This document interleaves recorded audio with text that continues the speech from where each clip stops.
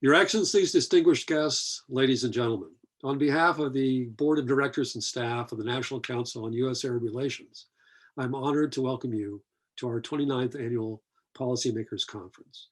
The National Council was founded in 1983 as an American, nonprofit, non-governmental educational organization dedicated to improving American knowledge and understanding of the Arab world. We're grateful for the generous and enduring support of our sponsors over the years since the Council's founding. Simply put, we could not do what we do without them. I also want to thank our distinguished speakers and panelists who are joining us from near and far.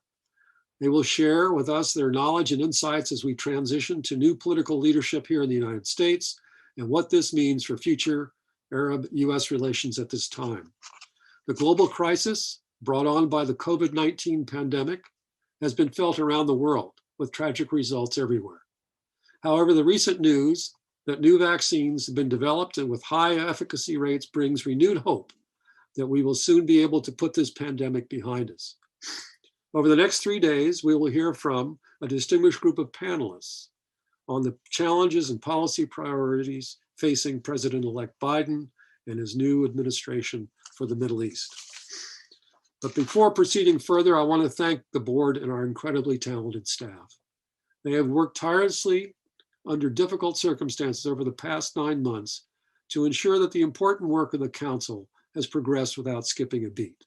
At this time, I'm honored to turn over to my dear friend, Dr. John Duke Anthony, founding president and CEO of the National Council since 1983. As many of you know, Dr. Anthony needs no introduction. If I were to summarize his accomplishments and honors, I would be talking for the next hour and a half. So I will simply refer you to his distinguished bio on our website. Suffice it to say, his knowledge of the Arab world is not only broad and deep, but also unparalleled and greatly respected. He is a national treasure. He has dedicated his life to promoting dialogue and understanding, and for this, we are forever grateful. Please join me in welcoming Dr. John Duke Anthony. Federal piece of property in the nation's capital. Some people say, oh no, it must be the Pentagon. No, much of the Pentagon, of course, is in Virginia. Here we're talking about right in the center of the nation's capital. Mr. Andrew Gelfuso. Thank you, sir.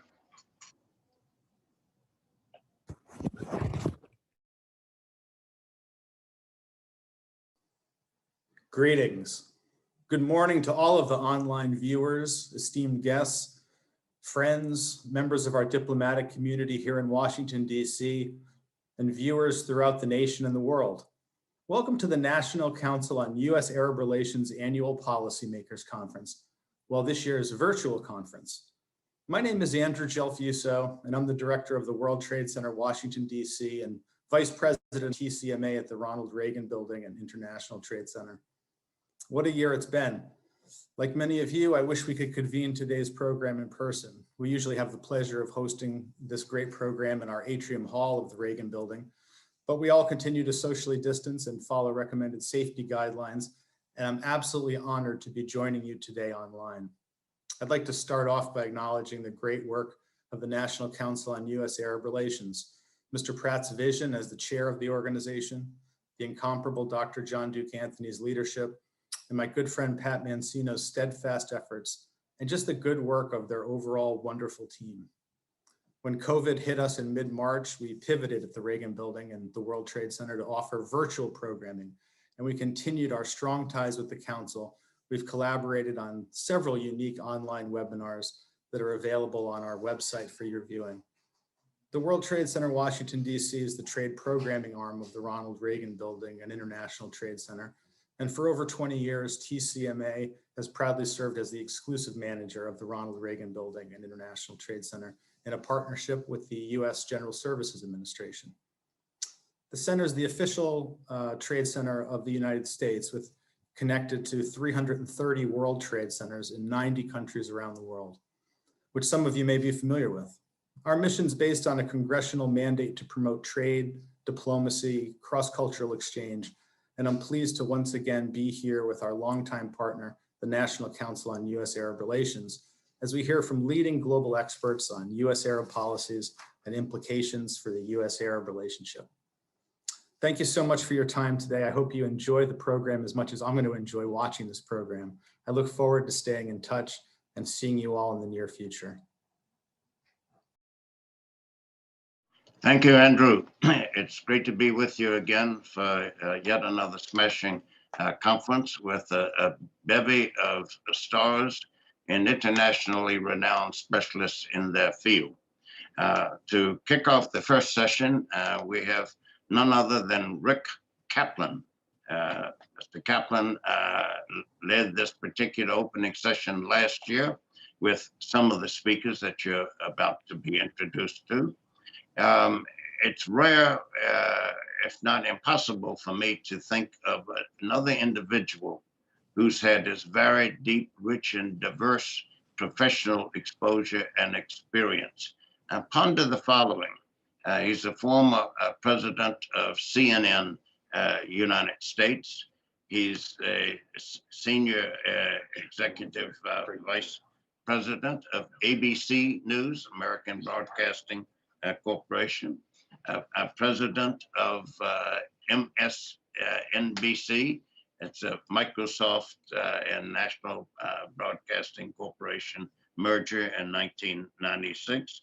And on top of that, executive producer of CBS Evening News with Katie Couric, and working also as the executive producer of This Week with Christiane Amanpour. I challenge anyone to cite another individual who has had as diverse and rich and varied and international exposure, empirical education, and been a role model for many aspiring young coming generation of journalism and mass communication majors. He lectures widely on this topic to various among America's 88 schools of journalism and mass communication. Please join me in welcoming Rick Kaplan, who will introduce this morning's first session of internationally, globally renowned practitioners of the arts of the media and humanities, social sciences, from the perspective of journalism. And we're kicking it off because of the theme of this year's conference are the implications of the post-election realities. Every country has needs, every country has interests, every country has concerns, and every country has foreign relations, foreign policy, international affairs, goals, and objectives.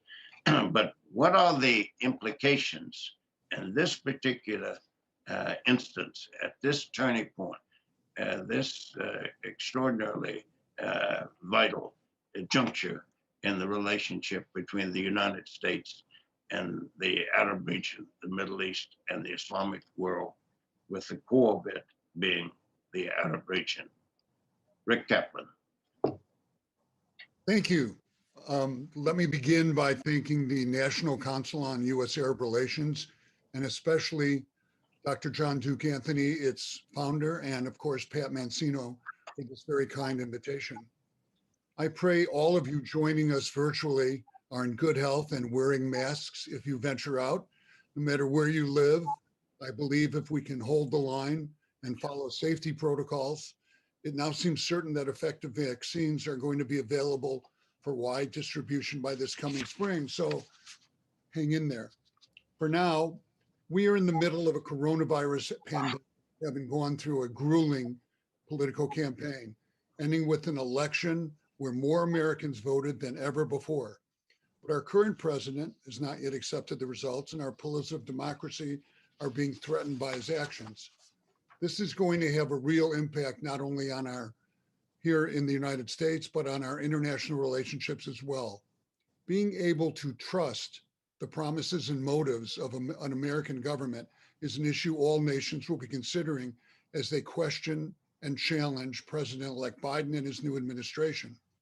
Our task on this panel this morning is to examine the next U.S. presidency and the implications for the U.S.-Arab relationship. But as critically important is the direct relationship between the region's players, Saudi Arabia, Iran, Turkey, Iraq, Israel, and how they are evolving during this time of change. Joining me is a very distinguished panel of journalists, educators, and experts who have diplomatic experience and expertise in all things Middle East. Now, I'm going to introduce our panel as we come to them, but all of you are invited to send in questions as the conversation continues. Please submit your questions by email to @ncusar.org. That's @ncusar.org. And we're going to try to include them, as many as we can, in our discussion. So to begin, let's talk about Iran.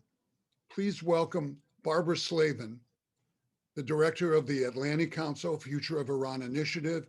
Barbara is also a lecturer in international affairs at GW and is the author of a highly regarded book on Iran-U.S. relations, Bitter Friends, Bosom Enemies.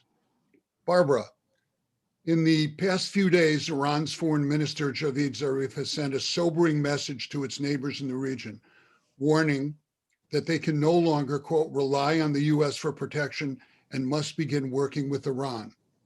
He said, only together can we build a better future for all. So what exactly do governments think that better future looks like? And what does Iran have in mind? And is this a direct threat to a number of Arab nations who have just begun to normalize relationships with Israel? Barbara?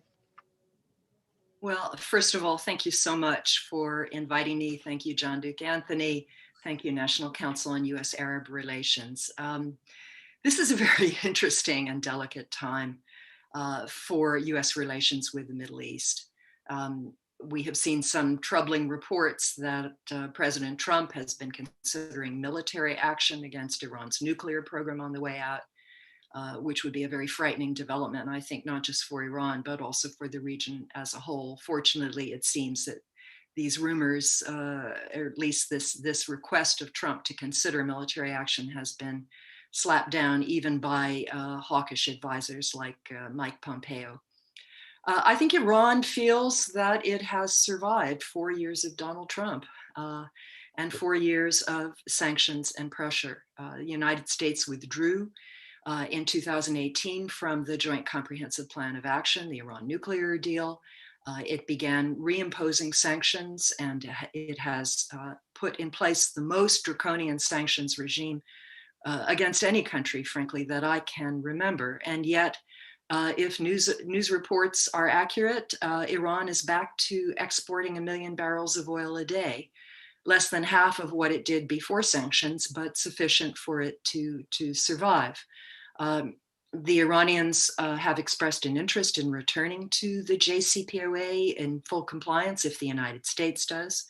Joe Biden, I think, will re-energize diplomacy with Iran and will attempt to get back into that agreement. But there's the broader question of the US presence, the military presence in the region, which President Trump has been drawing down even as he escalates sanctions and hawkish rhetoric against Iran. So I think it's a confusing time for American partners in the region, and that they understand that, as Javad Zarif said, Iran isn't going anywhere. It has been there for thousands of years and will be there. And I think it's in the interest of all parties in the region to begin to talk to each other and consider a better way to coexist. The United States has proven itself not to be a reliable partner. It did not come to the defense of Saudi Arabia or the United Arab Emirates after Iran-backed attacks on oil tankers and on the Saudi oil facilities in 2019. And we have reports that President Trump is going to withdraw even more troops from the region before he leaves office, down to just a few thousand in Afghanistan and in Iraq. So I think that the region is going to have to find its own way forward. My hope is that a Biden administration, in addition to trying to get back into the JCPOA, will also support regional diplomacy, and I hope the Europeans will as well. One quick advertisement: tomorrow we at the Atlantic Council are having a program on what Europe can do, not only to bridge the gap between the US and Iran before January 20th and our inauguration of a new president, but also what Europe can do to try to promote regional stability.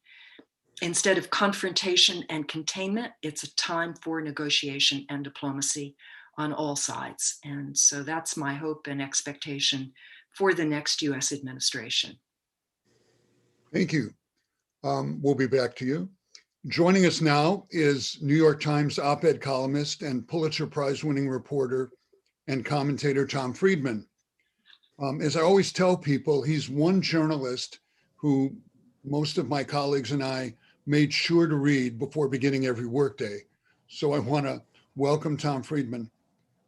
Tom, for years now, you've been following all the negotiations surrounding the Iran nuclear treaty and, of course, the state of relations between Palestinians and Israel.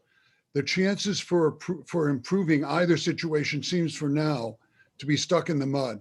Do you see any possibility that with a new administration, there might be a new ability to move forward? Well, Rick, great to be with you. Great to see you. John Duke Anthony, thank you for having me back, this great group. Let me just sort of break it down as I see it, both the Iran and Israeli-Palestinian negotiations and the prospects. Barbara gave an excellent introduction to, the Iran negotiation. Only just building on her analysis, I would say that, for the last, decade or so, I've been saying, Mama, don't let your daughters grow up to be secretaries of state. This is a terrible time to be Secretary of State. So much of American diplomacy these days is not about managing strength, it's about managing weakness. And managing weakness is really hell on wheels. Managing our weakness, weakness of allies, and weakness of rivals.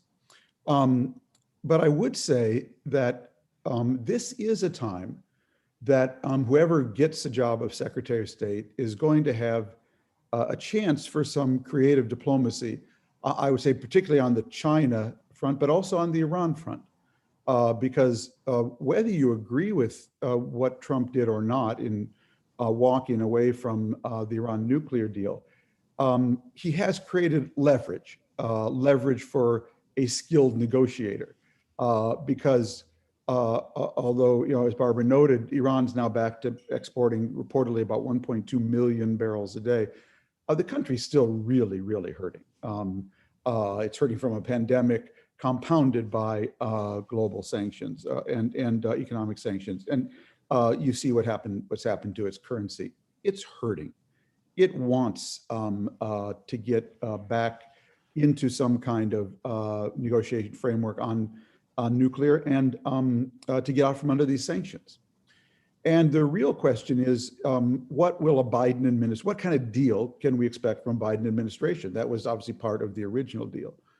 I think there's zero chance we're going back to just the Iran nuclear deal as it was pre-Trump. Trump has changed the landscape, but so have the Iranians in their behavior in Syria and Lebanon, where they've been crushing democracy. So I could imagine the contours of a new deal around a couple of elements. One, I think that if the last deal basically blocked Iran from developing any kind of nuclear weapon for 15 years, I could easily imagine Biden and the Europeans going back to the Iranians and say, we'll lift sanctions, we'll resume the deal, but it's going to have to be for 30 years, not 15, maybe indefinitely, I don't know. The second thing I think that would be part of any new deal would be some kind of limit or ban on Iran transferring precision missiles to Hezbollah in Syria and Lebanon, because that would be a big issue for Israel. And whether you think Israel should or shouldn't have a say in what the Iran nuclear deal looks like as a matter of politics and diplomacy, it is going to have a say. And so I see the next deal, if there is another deal, having an extended restrictions on Iran's capability to develop a nuclear weapon, and some kind of regional component restricting missile sales, and particularly the transfer of precision missiles to Lebanon and Hezbollah in Lebanon and Syria, which has been the core, basically,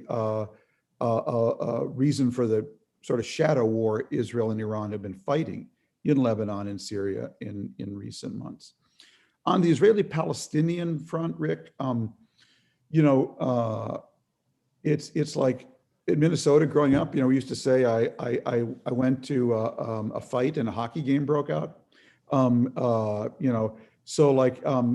went to an Israeli-Palestinian negotiation and a peace deal between the UAE and Israel broke out. It's important to understand exactly how inadvertent and accidental the UAE-Israel deal was, and how much it was a byproduct of the failure of the Israeli-Palestinian component in the Trump-Kushner peace plan, not its success. So, because this will really set the table again for the next phase of negotiations in a Biden administration, if there are negotiations on the Israeli-Palestinian front. So, the Kushner plan in broad outlines. Actually, before I say that, you have to understand Bibi Netanyahu for basically, 15 years, 20 years, told every American Secretary of State the same thing. Just test me. Just test me. Just test me. You put a deal on the table that is politically palatable to me that I can sell at home, I will really surprise you. So for the first time in history, an American administration, I would say inadvertently, tested it. It happened because Kushner happened to be very pro-Israel, very sympathetic to the settlers, and had really no Arab component in his negotiating team at all. And Kushner, in effect, came to Netanyahu and Ron Dermer, the Israeli ambassador in Washington, and kind of said, what is it you need? Just tell me what you need politically to sell a deal. It is not an exaggeration to say that Kushner and Dermer had a big role in writing, Dermer and Bibi, had a big role in writing the Kushner plan.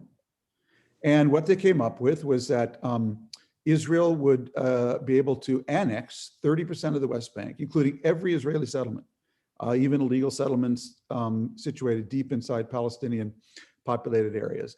Palestinians would get 70%, well, loosely connected in blocks, and a capital on the outskirts of Jerusalem. And that was the plan. And it was presented to both sides. The Palestinians immediately rejected it. And Netanyahu, his government, actually never accepted the plan either. People forget. What they said is, we really like this annexation part, so we're going to do the 30% annexation. And the Palestinians have rejected the plan, and kind of we'll see you later. And the American ambassador to Israel, David Friedman, Trump's former bankruptcy lawyer, no relation, as they say, basically encouraged Netanyahu and his government to believe they could annex their 30% without ever acknowledging the other part of the plan, the right of Palestinians for an independent state, albeit surrounded by all kinds of Israeli security measures, on the other 70%. And the one contribution that Trump and Kushner made to this whole process was, at the urging of our Arab allies, was to say to Netanyahu, you can't do that. You can't do that. If you want your 30%, you have to accept the whole plan. That is the right of Palestinians for a state of their own on the 70%. And it turned out Bibi could not get his settler base to support even that, even a Palestinian state on that 70%, basically surrounded by an Israeli army. Because Bibi, because the settlers, I should say, were not at 70%. They weren't at 60%. They weren't at 50%. They were at zero for the Palestinians. They were at zero. And Bibi, because he was and remains on trial for corruption, desperately needing to cling to power and unable to risk losing the support of his settler base, basically rejected his own plan. There are two headlines out of the UAE-Israel deal. One is that the UAE and Israel, Bahrain and Israel ended up making peace. That's one headline. Good thing as far as I'm concerned. The more the Middle East looks like the European Union and less like the Syrian civil war, that's a good thing. But the other headline, which people ignored, was that Bibi Netanyahu could not accept Bibi Netanyahu's own plan. Let me repeat that. Bibi Netanyahu could not accept Bibi Netanyahu's own peace plan. He basically wrote the Kushner plan.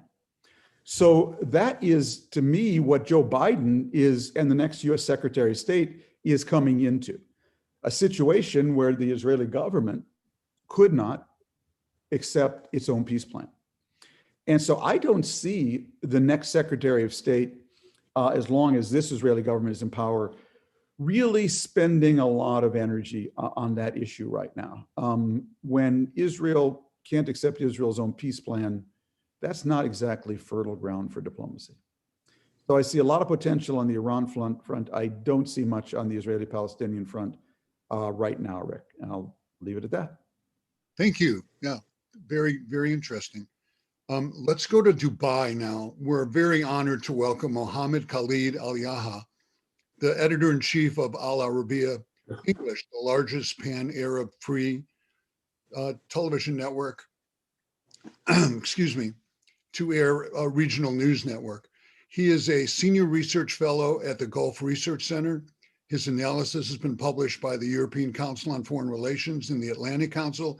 He has contributed to the Wall Street Journal, New York Times, Financial Times, and The Guardian, just to name a few.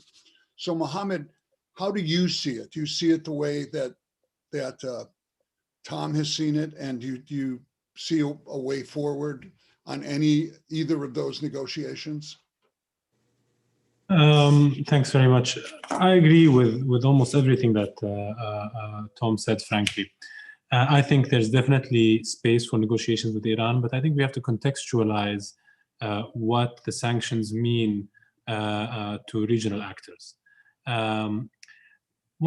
People in the region feel that the main flaw with the nuclear deal that was signed in 2015 is that it focused on the nuclear element while ignoring the ballistic missiles, while ignoring Iran's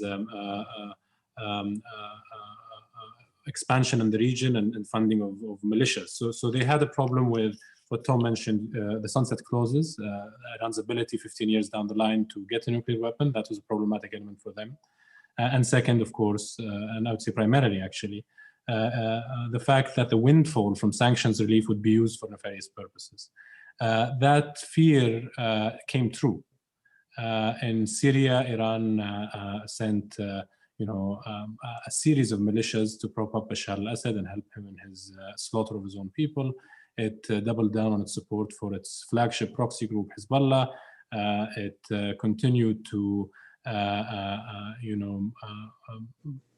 ruinously control the Iraqi state and support Shia militias there that are, many of which prove that they are no less barbaric and criminal than ISIS was in its conduct. So people in the region feel Iran's expansion, feel Iran's criminality really on a day-to-day basis. This is something that they see in front of them. So it's understandable that in Western capitals in the United States, the focus is primarily on the nuclear issue because the nuclear issue is an international security problem. But in the region, that really takes a back seat to Iran's expansion in the region. And it's important, I think, to note the recent New York Times article about the Trump administration of the United States allegedly asking the Israelis to assassinate Abu Muhammad al-Masri, who was the #2 figure in Al-Qaeda in Iran. I think that illustrates a very important point. This is the #2 man in Al-Qaeda. The man who's in charge of Al-Qaeda's international operations, not only free in Iran, but living there under an alias, under a fake identity, with a fake name as a history professor. That's really problematic. It's bad enough that Iran has, or that Iran would have Al-Qaeda members under house arrest and refuse to extradite them to the United States or Saudi Arabia. That's horrible in and of itself, but they aren't under house arrest.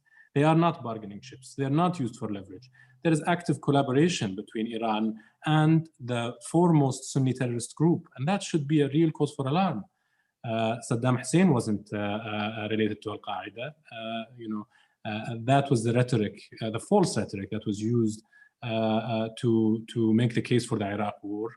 It really was Iran that embraced Al-Qaeda after the 2003 invasion of Iraq, that backed the Taliban in Afghanistan, that backed Hekmatyar in Afghanistan, that harbored Abu Mus'ab al-Zarqawi and treated him in Mashhad and sent him back into Iraq to form later what would become the Islamic State of Iraq and the Levant. So that's the way people in the region see the maximum pressure campaign, if you want to call it that, or the increased sanctions regime on Iran. The way they view it is that it deprives the regime of the essential access to US dollars that it needs to maintain a bloated regional proxy network. It has to pay these fighters in dollars, whether they're in Syria or in Iraq or in Lebanon or some groups even in North Africa. What it needs is US dollars, and depriving it of US dollars is the best way to achieve that goal. So I think that summarizes, if you like, the disconnect between the discourse on sanctions and on Iran policy in some policy circles in the West and some policy circles here in the region. Now, in terms of Jawad Zarif's comments, I think Jawad Zarif enjoys as much credibility in the Gulf and indeed, in the world as he has influence in Iran, which is very, very, very little. At the same time that Jawad Zarif, talks about the need to cooperate locally to create a local security architecture, Iran is hosting one of the most destabilizing terrorist groups in the history of the world. I mean, Al-Qaeda has caused, untold damage on the West, the United States, Europe, and on Saudi Arabia. If you were to put yourself in the shoes of a Saudi security official that spends 24 hours a day trying to track down Al-Qaeda, trying to thwart Al-Qaeda attacks on vital installations in Saudi Arabia, losing sleep over this, losing relatives over this. And then you understand that these Al-Qaeda members are living freely in Iran and planning attacks. It's important to consider and remember that Saif al-Adl, who probably is still Al-Qaeda if he wasn't swapped by Iran with a group in Yemen a few years ago, he's still there, called in the 1996 Khobar bombings. That was an attack on Khobar in Saudi Arabia that targeted US servicemen, of course. That union between Al-Qaeda and Iran tells you all you need to know about the extent to which it's a real threat to the region. I mean, the Israelis know this, the Emiratis know this, the Gulf states know this, everybody knows this, with the exception of Iran's surrogate states like Syria and Houthi-controlled parts of Yemen. So insofar as sanctions deprive Iran of the resources it needs to maintain this regional agenda, they're extremely welcome in the region. But it's important to note that people are open for a deal in the region. They want to see an end to this bloodshed. People in Saudi Arabia, people in the Gulf, all they want is stability. They want to be able to see economic prosperity. And if the United States can broker a deal with Iran that limits or eliminates its support for Sunni terrorism like Al-Qaeda, if Iran extends its hands to its neighbors instead of militias and other non-state actors, this is a win-win for everybody in the region. But it has to be real, not the propaganda of people like Jawad Zarif. You've got to get the real power structure in Iran involved. And the reality of the matter is that the Iranian democracy is a sham democracy. The supreme leader is the person who calls the shots in that country, and he is the be-all and end-all of decision-making in Iran. I'm not very optimistic that an ideal deal can be reached, but I think we could find ourselves in a better position in the region. And I totally agree, I think, with Tom's assessment that there is leverage here, for better or for worse. You could be the biggest critic of the maximum pressure strategy and say that it was a very risky strategy, but in hindsight, it did not cause a regional war to break out. Qasem Soleimani was eliminated, and I think that's an excellent move for the region.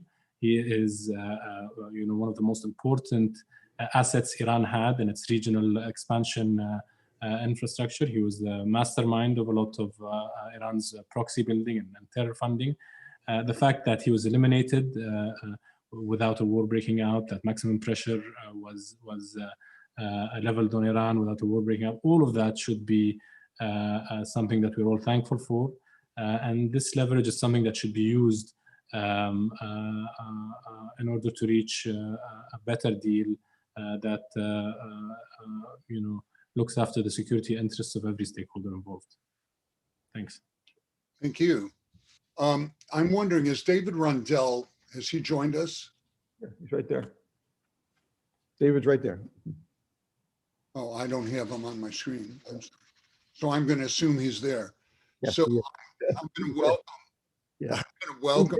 We went to Oxford together 40 years ago. I'll identify him.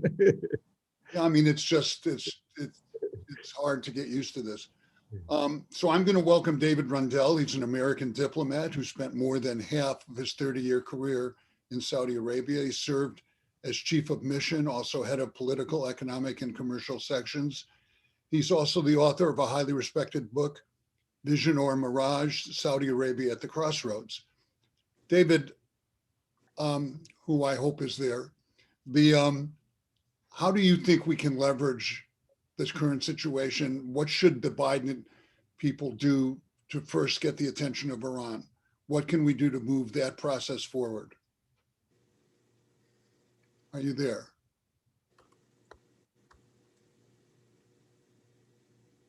You have to unmute yourself. David, you have to unmute yourself. There's a mute button in probably the lower left-hand corner of your screen. There we go. Okay. If I were to give a recommendation to the incoming administration, I wouldn't think that I'm probably the best person to tell them how to engage with Iran. I would, I think, give them some advice on engaging with Saudi Arabia, which is the area that I know best. During my 30 years in the Foreign Service, I was taught that the primary goal of American foreign policy is to promote American security and prosperity. And that one of the ways that we do that is by working with partners. And today, as Tom alluded to, we are not the global hegemon that we were in 1990 with the collapse of the Soviet Union. Today, we have competitors. Today, we have an American population who are the ultimate support for our foreign policy, who are tired of being global firemen, the global moral tutor. And really, the next president will need to build relationships, not discard them. And that would be for Iran and for Saudi Arabia. And Saudi Arabia has been an important partner of the United States for over 75 years.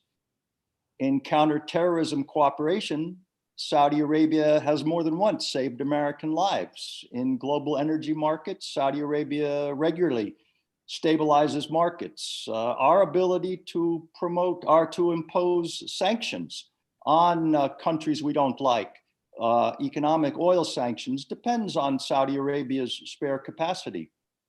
Again, as people here have mentioned today, in recent years, Saudi Arabia has promoted a more moderate form of Islam and significantly curtailed its foreign proselytizing. And in the immediate future, if there is going to be any further development in the peace process with Israel, you will need Saudi Arabia's support to bring along the rest of the Muslim and Arab world. Now, on the other hand, support for human rights is also an American value and something which gives the United States a great deal of strength. And here, Saudi Arabia has quite a bit to answer for, whether we're talking about the war in Yemen, or we're talking about the detention of activists, or we're talking about Jamal Khashoggi's assassination.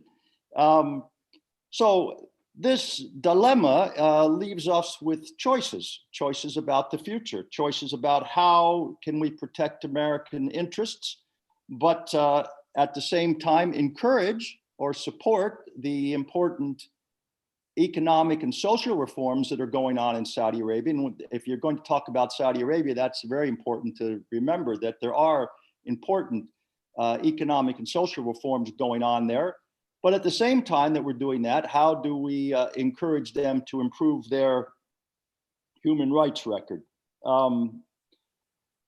I would argue that the only way to do that is through engagement, an engagement with Saudi Arabia that recognizes their culture and respects their history, but at the same time places requirements for ending the war in Yemen, releasing human rights activists, and supporting, to the extent that it happens, the further peace process with Israel.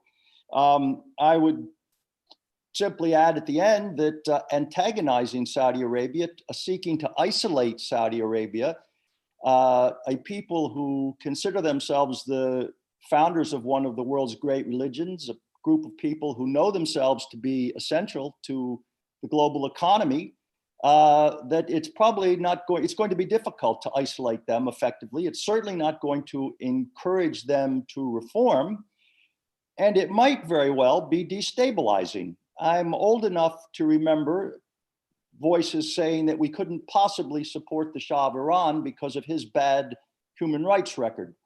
And so to a considerable extent, we did not. We don't need instability in Saudi Arabia. We don't need regime change. We certainly don't need the Islamic Republic of Arabia. And so my recommendation, if you will, to any incoming administration would be that the United States needs partners. Saudi Arabia needs reform. Encouraging both of those requires us to engage with Saudi Arabia, and that isolating them would achieve neither of those goals.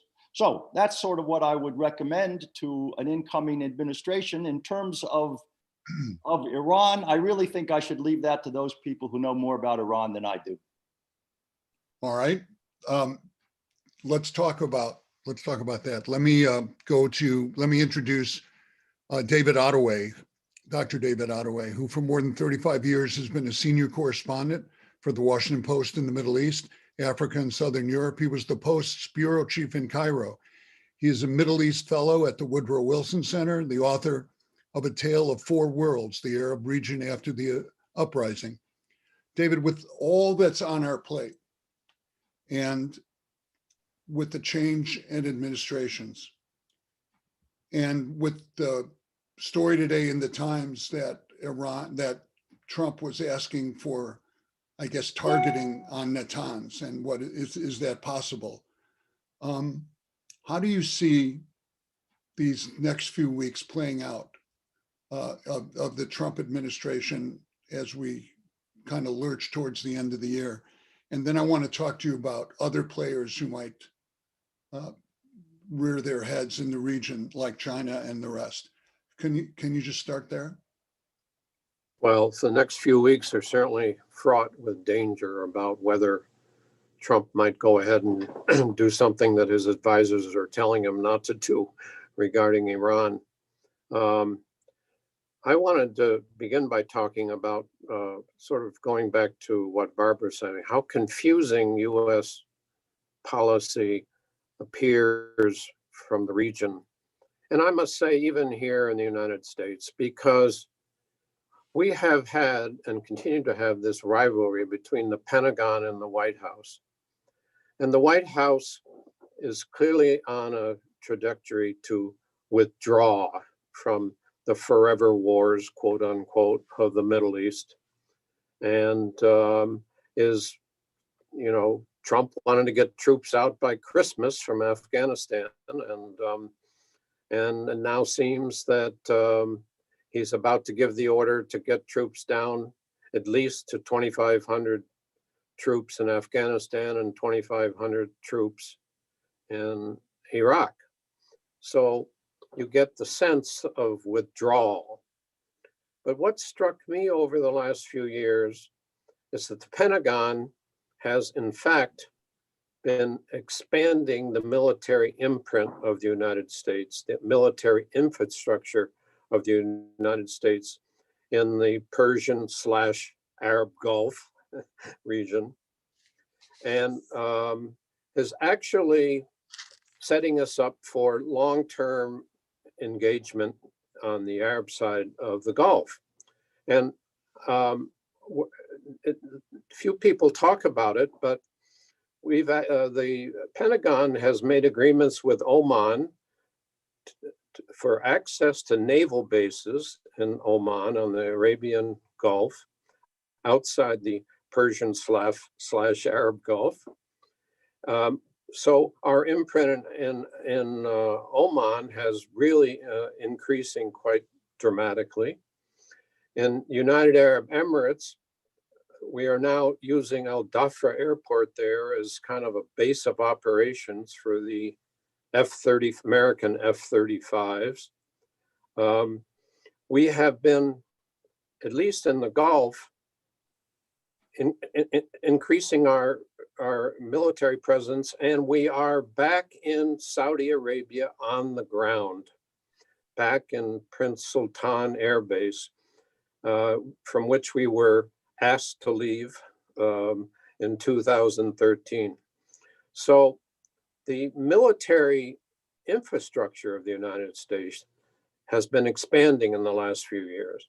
In the meantime, we are making arms deals, particularly with the United Arab Emirates for the F-35, and which has probably happened before Trump leaves, if he can convince Congress to go ahead with it.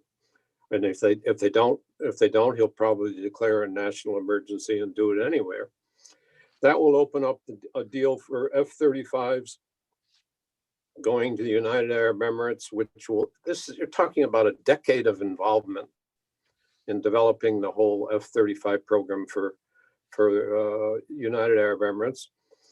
The Qatar has asked for the F-35, and if United Arab Emirates get them, it's almost certain that the Qataris will get it, because that's where our forward base of operations is for the whole Middle East, for CENTCOM. And Saudi Arabia is interested in getting the F-35. And these are all huge military commitments that are taking us and rebinding us, or expanding our military relationships with the Arab monarchies of the Gulf. So I don't see the Pentagon thinking about withdrawal at all. I see them expanding the military imprint. So why the White House is kind of politically disengaging, the Pentagon is consolidating and laying plans to continue a major military commitment to the area, primarily because of Iran. And I don't see us reaching any agreement with Iran in the immediate future. And the tensions are likely to grow. And the key issue is how to avoid a war with Iran as they continue to develop their nuclear program. Now, I'm all for giving diplomacy a chance. It would be wonderful if it works. But it doesn't strike me that the Iranians are about to, agree to stop their aggressive behavior in the Arab world or curb their missile program, et cetera, et cetera.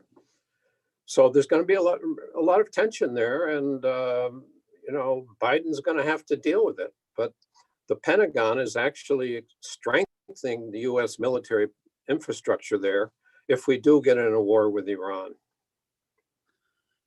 Well, I'll tell you, it always concerns me when we pour weapons into a region and do that in the name of promoting peace, because it just seems counterintuitive. So I want to go now to our final panel member, who is Suzanne Koelbl. She's an award-winning reporter for the highly respected German news magazine Der Spiegel, and recently authored Behind the Kingdom's Veil, an extraordinary look inside the new Saudi Arabia under Crown Prince Mohammed bin Salman. For more than 30 years, she has written about conflicts from around the globe. She's reported from Afghanistan, Pakistan, Syria, Iraq, North Korea, and of course, Saudi Arabia. And Suzanne, I'm wondering, what do you think? Well, first, let me ask you, why do you think so many people in Iran were, despite Trump's behavior, were hoping that Trump would win in this election? Thank you for your nice introduction, and also for the invite into this great group. I will be happy to provide a view from Europe, and as a reporter that has been not only analyzing these results which we see today, but also have spoken to leaders and also to the people that have to deal with that. So it's a great question to ask why all these people, being followers of the Shah or being followers of the more leftist activism or something, would have supported the Trump administration and have hoped that Trump will continue his policy. Actually, it's quite simple. The people are just fed up with this government. They don't have anything to lose anymore. They are definitely ready to take it to the streets. I'm surprised to hear that. I mean, yesterday, in preparation for this, I was again talking to a couple of people from very different political groups in Iran, and most of them would have been happy to see Trump re-elected. Why is that? I mean, there is the mismanagement inside the government, and additionally, and this comes additional to the sanctions. So people really don't have anything to eat any longer. They don't know how to pay their rent.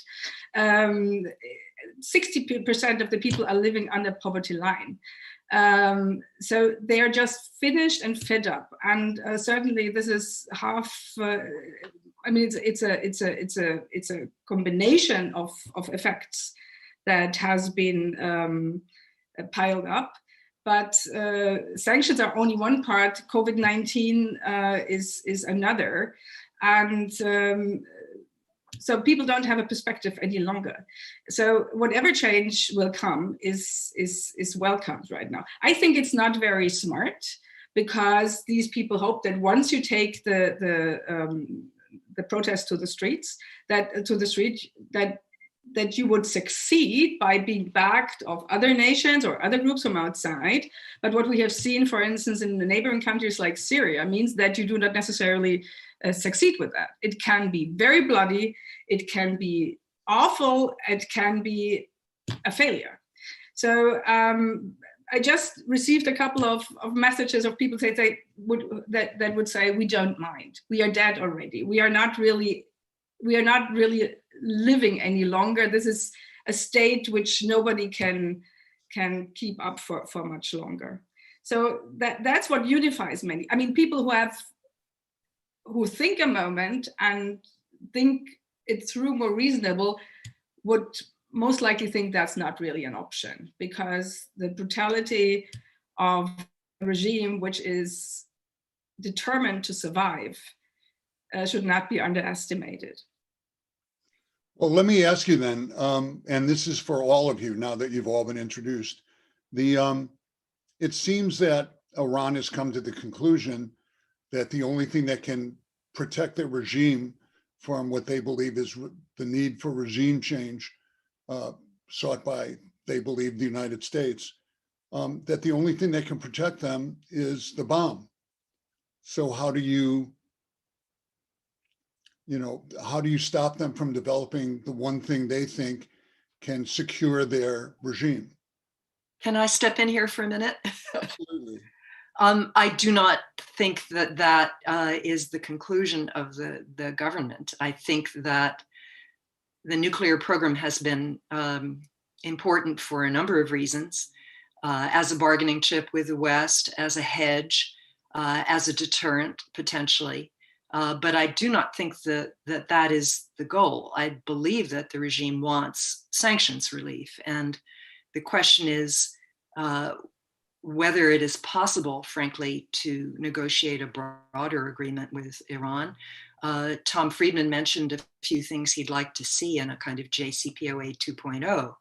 But if you want more from Iran, you're going to have to offer more from the United States. So I would pose the question of whether, Tom, you would be willing to see a major reduction in US sanctions, including unilateral sanctions and sanctions on the use of the dollar, in return for Iran, for example, agreeing to extend indefinitely the restrictions on the amount of fissile material that it can possess.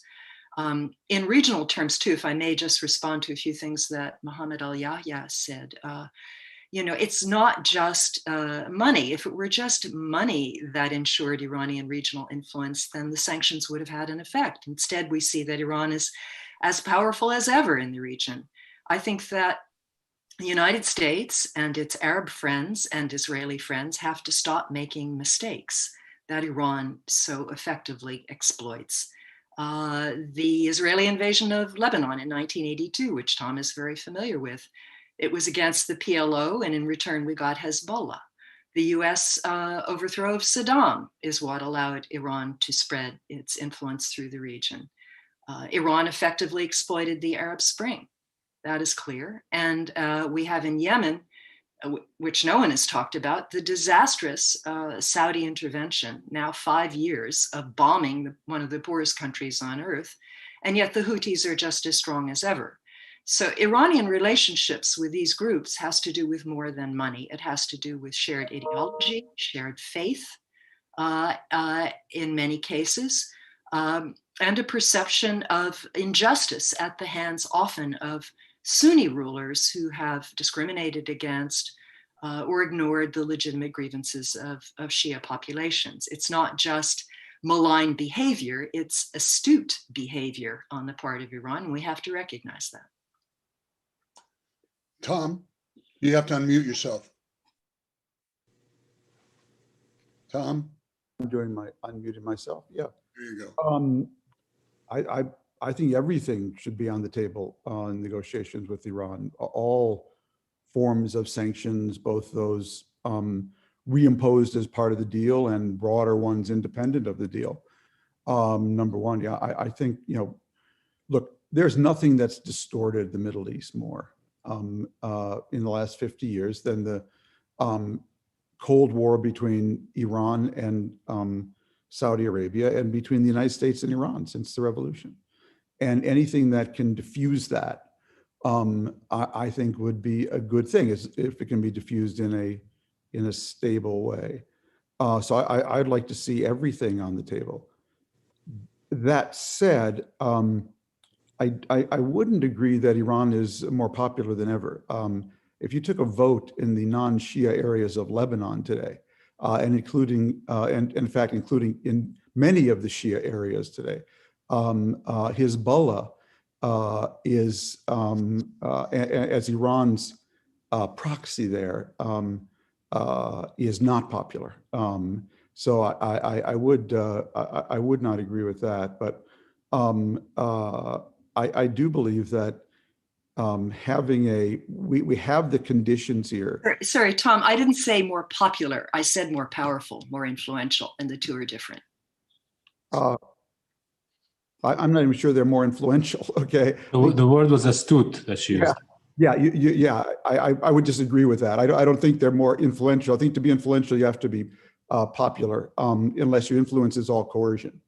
So, and I think their influence in Lebanon is based on raw coercion. And in many parts of Iraq as well. I mean, their business model is true. It's been very effective, but their business model has been to spread their influence by basically hiring Arab Shiites to fight Arab Sunnis. And the byproduct of that has been to really weaken all the states around Iran. And that has, and they're not innocent in that. Arab Sunni states have been on the other side of that conflict, which is why I say the core issue is some kind of comprehensive understanding, as best one can get, between Saudi Arabia and Iran and America and Iran. But I would suggest that the idea that if we want more, we have to give more. Well, I'm all for that. I mean, I'd like to see a deal, but they're the ones who are over the barrel now, and literally and figuratively. And so I think that, I think that we do have leverage here. But again, I'd like to see a deal. I'd like to see everything on the table. The region will not be stable as long as those two Cold Wars are going on. And so any diplomacy that can diffuse them, I'm all for. Go ahead, Mohammed, let me go to you. I just don't see what more we can give the Iranians aside from relief on sanctions and maybe even some ability to deal in American markets. What would you think we'd have to do to move Iran off the dime? That's a very good question, I think. I think, sanctions take time, and I agree with Barbara. It's not just money that will affect Iran.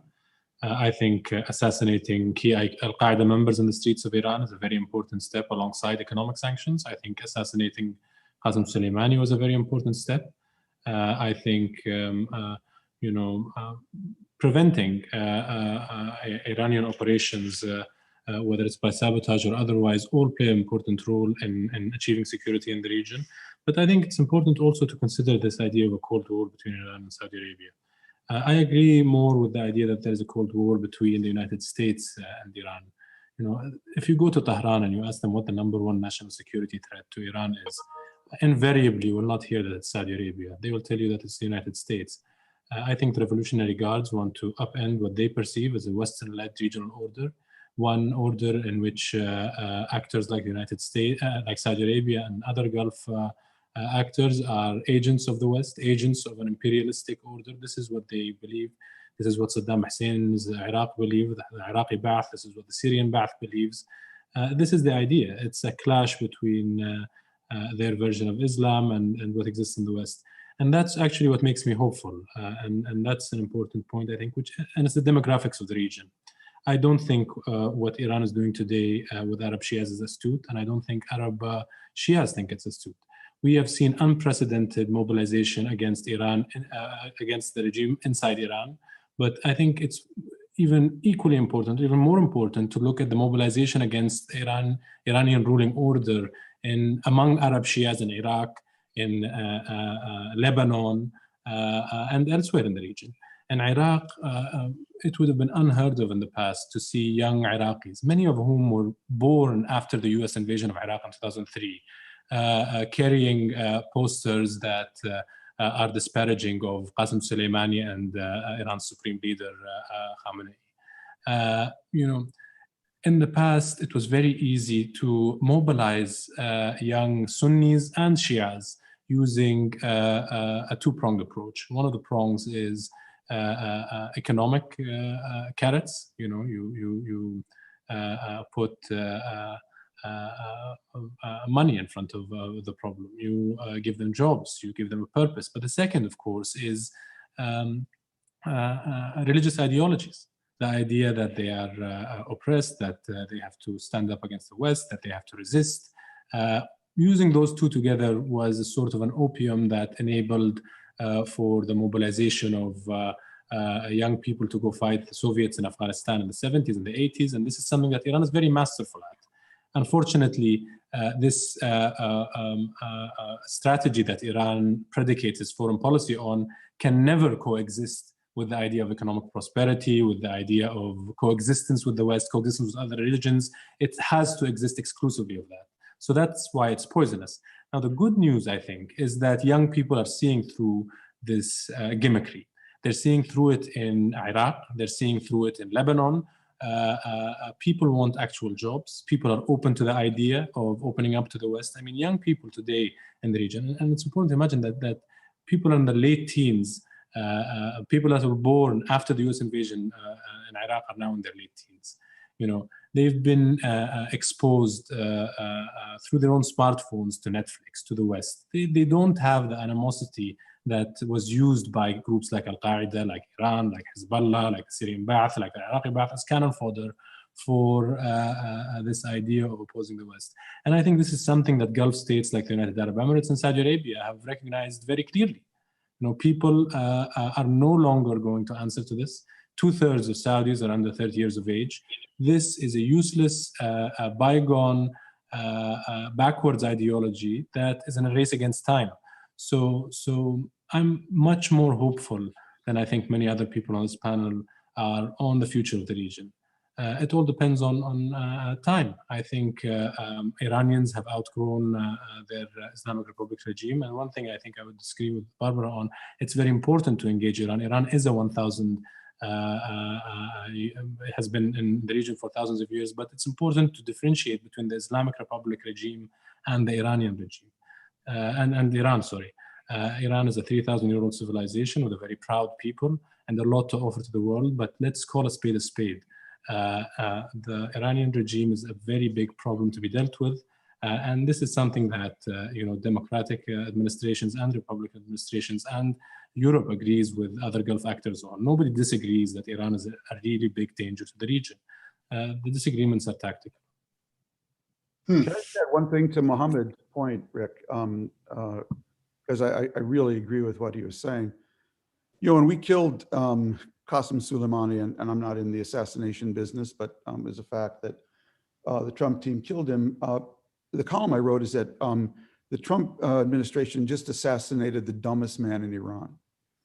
Why did I write that? I wrote that for the reasons Mohammed suggested. He was playing a very old game, the old power game of trying to extend Iran's influence using Arab Shia and basically helping to nurture, because they also had plenty of local help, but helping to nurture failed states around it in Iraq and Syria, Lebanon, and Yemen. And I agree with Mohammed. I think there's a whole new generation, first and foremost in Iran. In fact, when I wrote that column, I got more email from Iranians all over the world thanking me than I got from anywhere else, because they realize they live in a context where they can't realize their full potential. They see other people around the world able to do that. And they understand that their regime is playing an old game in a new world, and it can hang on through brute force and oil, but it surely isn't demonstrating a model anyone in the region wants to voluntarily emulate. Let me suggest to all of you, because I see some of you have muted, and Barbara, you wanted to say something before, but you were muted. So keep, for the rest of this panel, keep your audio on. All right. So if you want to say something, we'll hear you. Before we leave, I just agree actually with Mohammed and with Tom and with Suzanne that the Iranian regime is extremely unpopular. And that these interventions in foreign countries are largely unpopular. I think that is important. The question is whether U.S. policy and Arab policy has strengthened or weakened this regime. And I would argue that the Trump administration over the last 4 years has actually bolstered the Iranian regime in many ways because of its lack of deftness, because of its hostility, because of its maximum pressure and extremely clumsy propaganda. So I think that the question is how do you support those within Iran who would like to see change and not make the regime feel even more paranoid by assassinating its chief general and killing people on the streets of Tehran. Barbara? Thank you. Suzanne, what were you going to say? I find it a big relief to hear that people are now turning away from the idea of ideologies are running the policies of these countries, especially Iran. We have seen in Saudi Arabia how quickly a country can think completely differently about their very extreme religion, and whether it's not of a big advantage to soften that. So what I experience in Iran over the last, let's say, 10, 15 years, that the might of the power of the religious ideology is getting less and less. It's really waning. People are not interested any longer in that. I mean, there is a group which is certainly, I mean, mainly also the security forces and the people who are so close to the regime and live from the jobs they have and the connections they have. That's their life insurance, you can say. But again, even those are not as staunch believers in the revolution. That's a more rhetorical thing. I went to restaurants which are reserved only for revolutionary guards, with the daughter-in-law of the guy wearing mini skirts under their cloak, and the daughter is, for instance, studying in Malaysia and living on her own. So I think that's only what we see on the surface. It's really about economics, and it's really about, on the one hand, a regime which tries to survive, which includes a couple of million people, and on the other hand, and you need to provide them with a face-saving opportunity to make that shift. And then you have masses of people that do not really care. And I think that's the overall thing which we see. I mean, Saudi Arabia might just have started this process in their country very recently, but you see the same thing. It will take maybe 10 years or 15 years or 20 years, and Saudi Arabia will do the same. But Iran is a far more modern country. And I think ideology we can almost put aside. It's really about interests. And if we talk about negotiations, we need to find out, what is it Saudi Arabia needs to feel safe? And what is it Iran needs to provide to their people? And how is this, whatever it needs, talks about the missile program, talk about the nuclear program. And by the way, I'm not of the opinion that it's certainly a bargain chip, the nuclear program. And maybe they never really were so keen on building the bomb. But now, since they understood the party is over, you cannot really deal with the Americans. And many of the people inside of the regime are of the belief it's not working with them. So they want to have regime change. They do not really want to work with us. And since they have understood that, there are many, and I mean, I cannot prove it, but there are several analysts I follow, and they have proven right very often, that would say the decision is made that they want to build a bomb because it's the only way to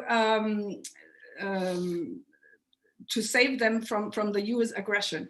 So I think whatever can be done to set up talks that also have credibility in the people that do conduct these talks should be supported.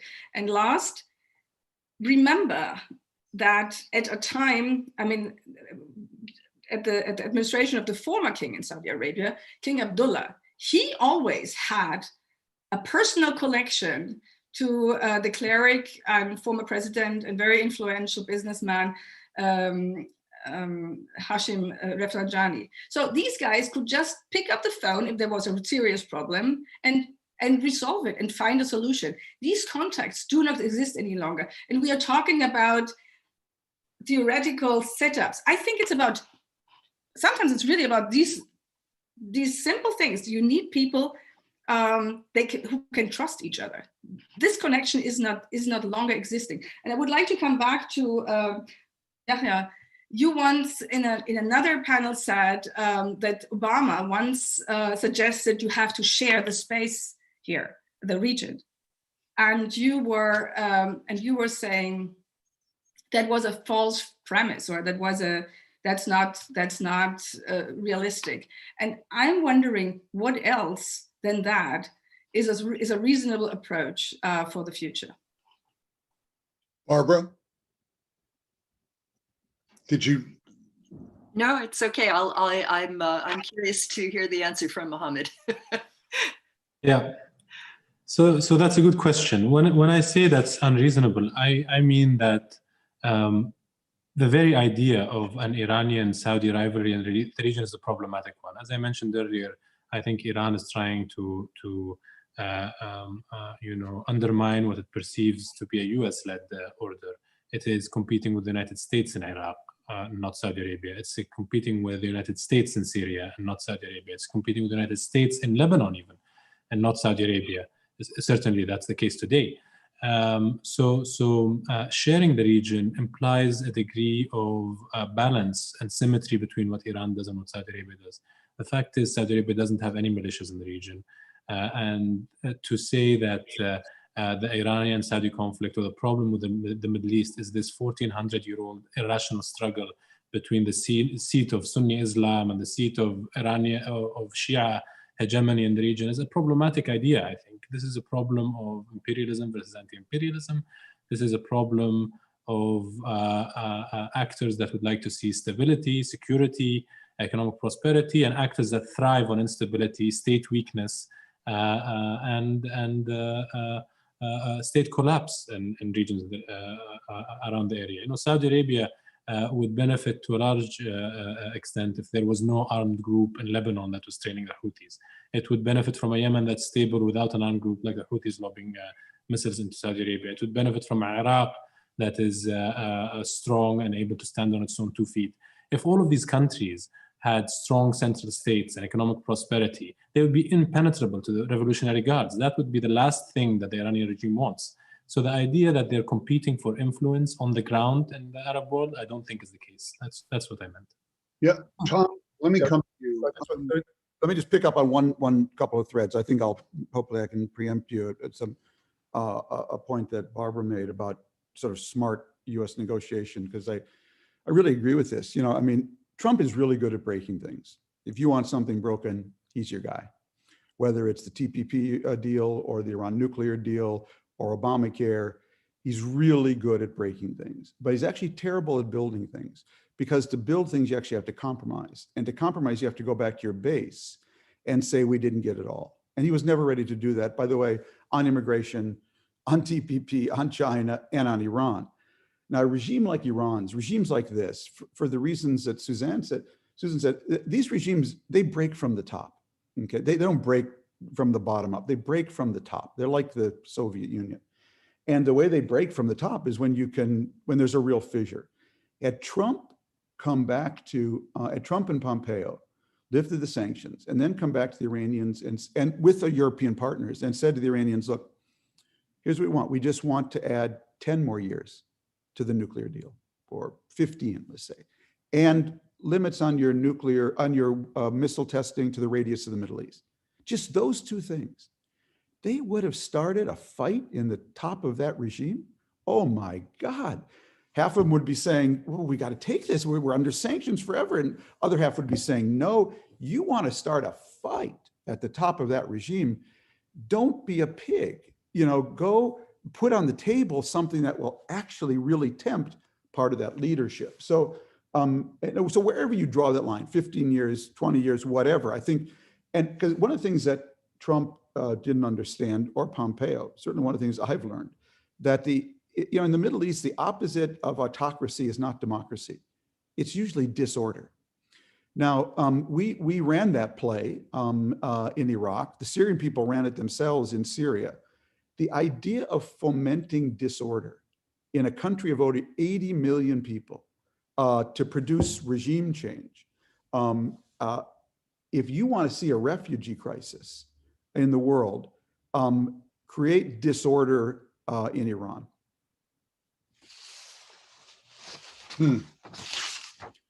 I would, you asked me earlier what I thought would be the best way to re-engage with Iran, and I felt I didn't really have a good answer for how to do that. And the reason I said that is because it seemed to me that the Obama administration made every possible effort that you could have done to engage, and that it didn't really work out the way that many people had hoped.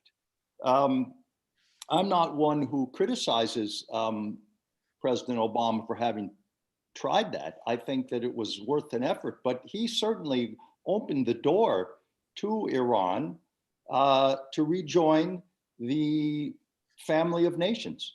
And this was not a door that they seemed prepared to walk through. They continued, as Mohammed said, to create havoc throughout the Middle East, really, and with their foreign legion of proxy fighters.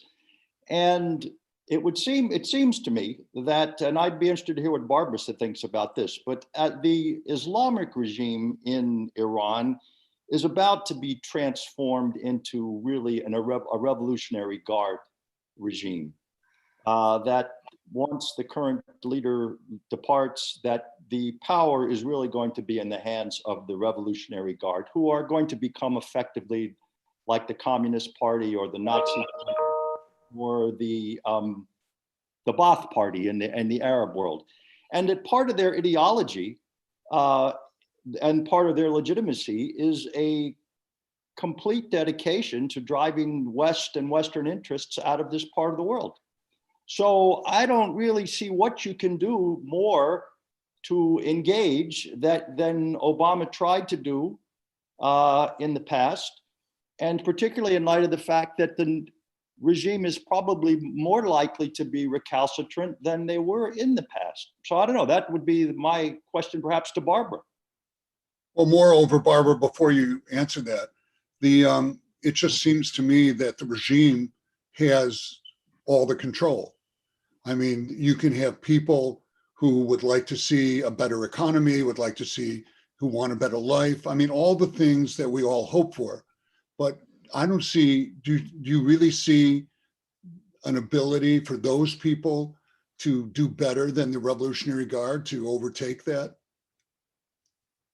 Well, thank you, David, for that interesting question. I think that had Trump been reelected, for sure we would have seen a Revolutionary Guard takeover in Iran.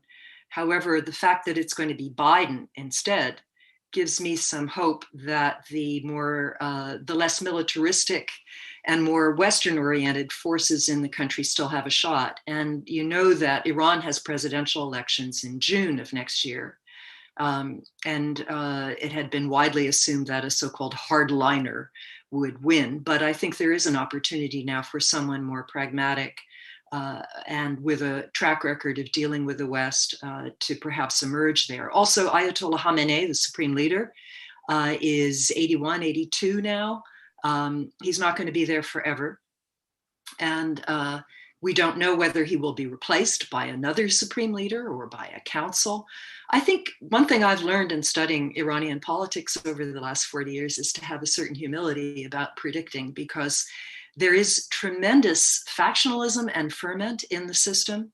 And we have seen popular movements like the Green Movement that emerged in 2009 when Ahmadinejad stole his re-election. There are possibilities there for change. It doesn't necessarily have to just crack from the top, Tom. There is considerable ferment and civil society that can influence that change.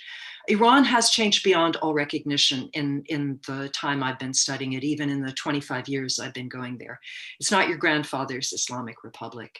Women are liberated. It is the most secular country I have visited in the Middle East.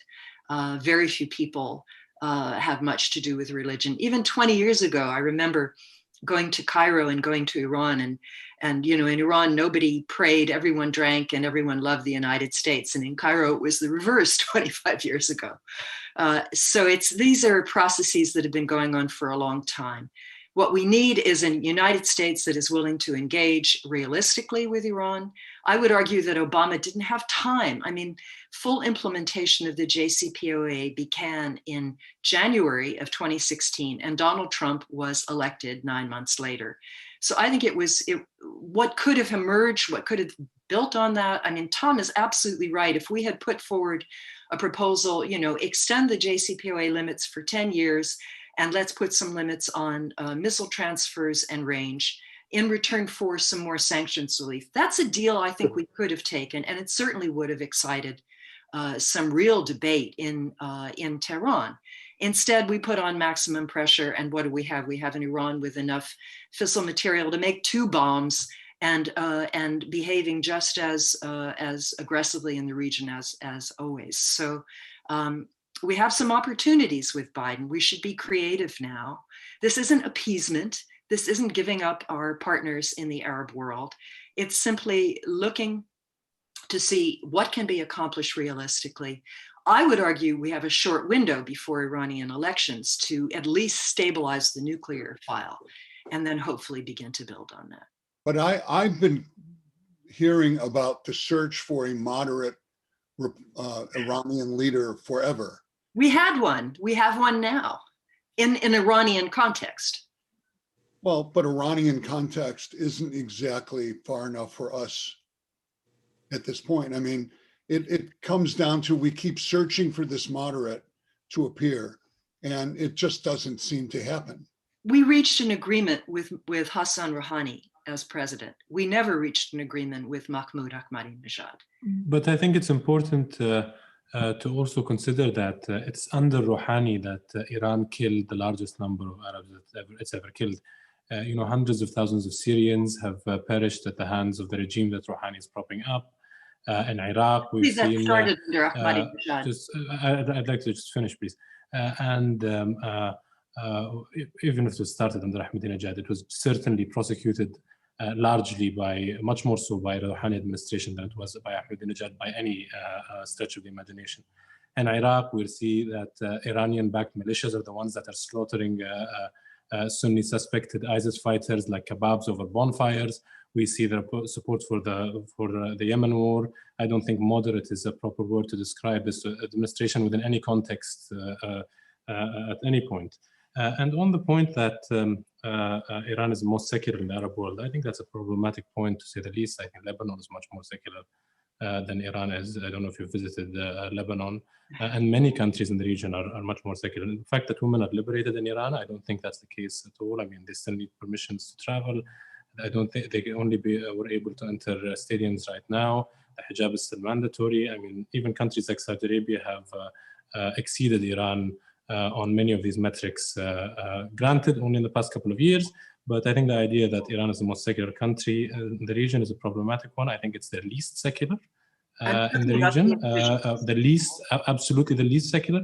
And also I think Iranian women have it the worst in the region, probably after only 1 or 2 other countries. I can't think of any countries where women have it any worse than the Islamic Republic, except countries where the Islamic Republic regime is in control of militias. So they probably have it worse in Iranian militia-dominated parts of Syria, perhaps, and Iraq, maybe.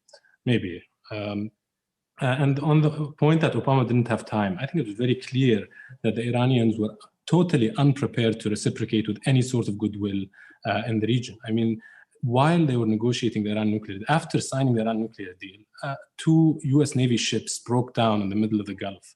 And instead of sending engineers and sandwiches to help the new friends in Washington, they paraded US Marines, put them in Farsi Island, said they cried on national television in Iran, and caused a crisis that I think any US administration, save for the Obama administration, would have responded firmly and asserted American domination and response forget the word domination. I know we can laugh about that one. But the idea is that more time for the appeasement strategy that we saw would have led to more Syrians dying. It would have led to more Iraqis dying. It would have led to more militias being established in the region. I think it would have been a very deadly strategy had it been allowed to continue. So before we go further, let's stay in Syria for a moment. Because we haven't talked about refugees. We haven't talked about the strain that puts on the European Union and on other countries who have to take in these refugees. There are enormous numbers of displaced people. How would any of you assess Syria's present situation? They've remained in power, it seems, because of goodwill from the Russians and Iran. Bashar al-Assad I'm talking about. How can we proceed in Syria to calm that down and make a change and maybe give people there some hope? Anybody? Well, I lived in Syria for a while, and I would just add that there were many Sunnis who did not really support regime change, which is perhaps surprising to many in the West. I'm not talking just about Arab Christians and a few remaining Syrian Jews, but there were many Sunnis who supported the regime and didn't want to be run. The other sects supported the Ba'ath because it was a secular regime which protected them from extreme Islamic fundamentalism. And there were many Sunnis who didn't want to be run by some version of Al-Qaeda or the Muslim Brothers as well. So it wasn't simply the Iranians, I don't think, or the Russians. I think there were quite a few Syrians who didn't want to be taken over by the Nusra Front either. No, but don't you think that Russia has pretty much made it possible for Assad to stay on? Yeah, I do. I do think that. No, I think that physically the power, the material came from outside. But I think that there was, and I still have plenty of Syrian friends who I talked to, there was more support there. It wasn't as if, it's only the Ottaway and their Iranian backers who want this regime to survive. There were others. Again, if I may jump in here, what the people like most or looking for most is whoever runs the country, again, as in Syria, as in Iran, everywhere, or in Saudi Arabia, they want to have stability. They look around and they see that all these neighboring countries are falling into chaos. And actually, that's not the best choice. Everybody knows the history of the ruling of the Assad family. It's an oppressive regime. It's a dictatorship. It's run by intelligence services. But at the same time, at least you have to eat. You have a job. You have a health insurance, which is not great, but it is available. And your children go to school. So if you don't have much more you can achieve, you stick with that, because other choices are not promising anything better. And if you want to change, Assad is completely isolated in the international world now. So there is no way that he will ever be received in Europe or in the States or anywhere. But at the same time, as long as he is held there by Iran and Russia, nothing will happen. The people will just starve and try to survive somehow. But there is no way that you can topple that regime. It's pretty much the same as with the Revolutionary Guards. Actually, I would say it's much worse than with the Revolutionary Guards, because the Revolutionary Guards, I personally sense that over the course of time, you can somehow soften them and buy them out. That's very different with the Alawis. The Alawis fight for their survival. Once they are out of business, they will be killed. People will take revenge if it's going to be bloody there. So I really would like to focus on how to approach it. All these guys want the same. And if you want to have a change, or if you want to have progress in Syria, you need to talk to the Iranians, and you need to talk to Russians, more to the Iranians most likely, because they are their direct neighbors, and the Iranians never could allow that this that this line between Lebanon and Syria will be cut, the supply line for the weaponaries, and this is why we have seen this strong support from Iran and Russia. But if you want to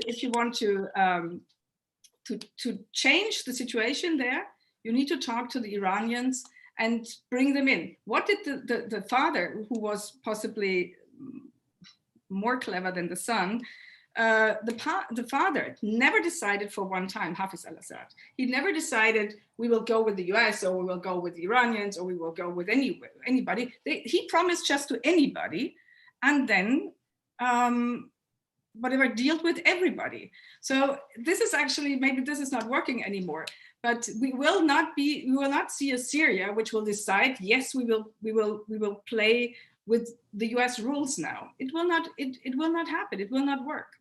And for a good reason. Actually, I mean, what we see is that the US is changing politics, and one shall, if you like Assad or not, he was right when he said, you will be gone, but the Iranians will still be there. And that's and that's true. So, I mean, we are talking in a very theoretical realm here, but people have to live their daily lives and they need to make choices.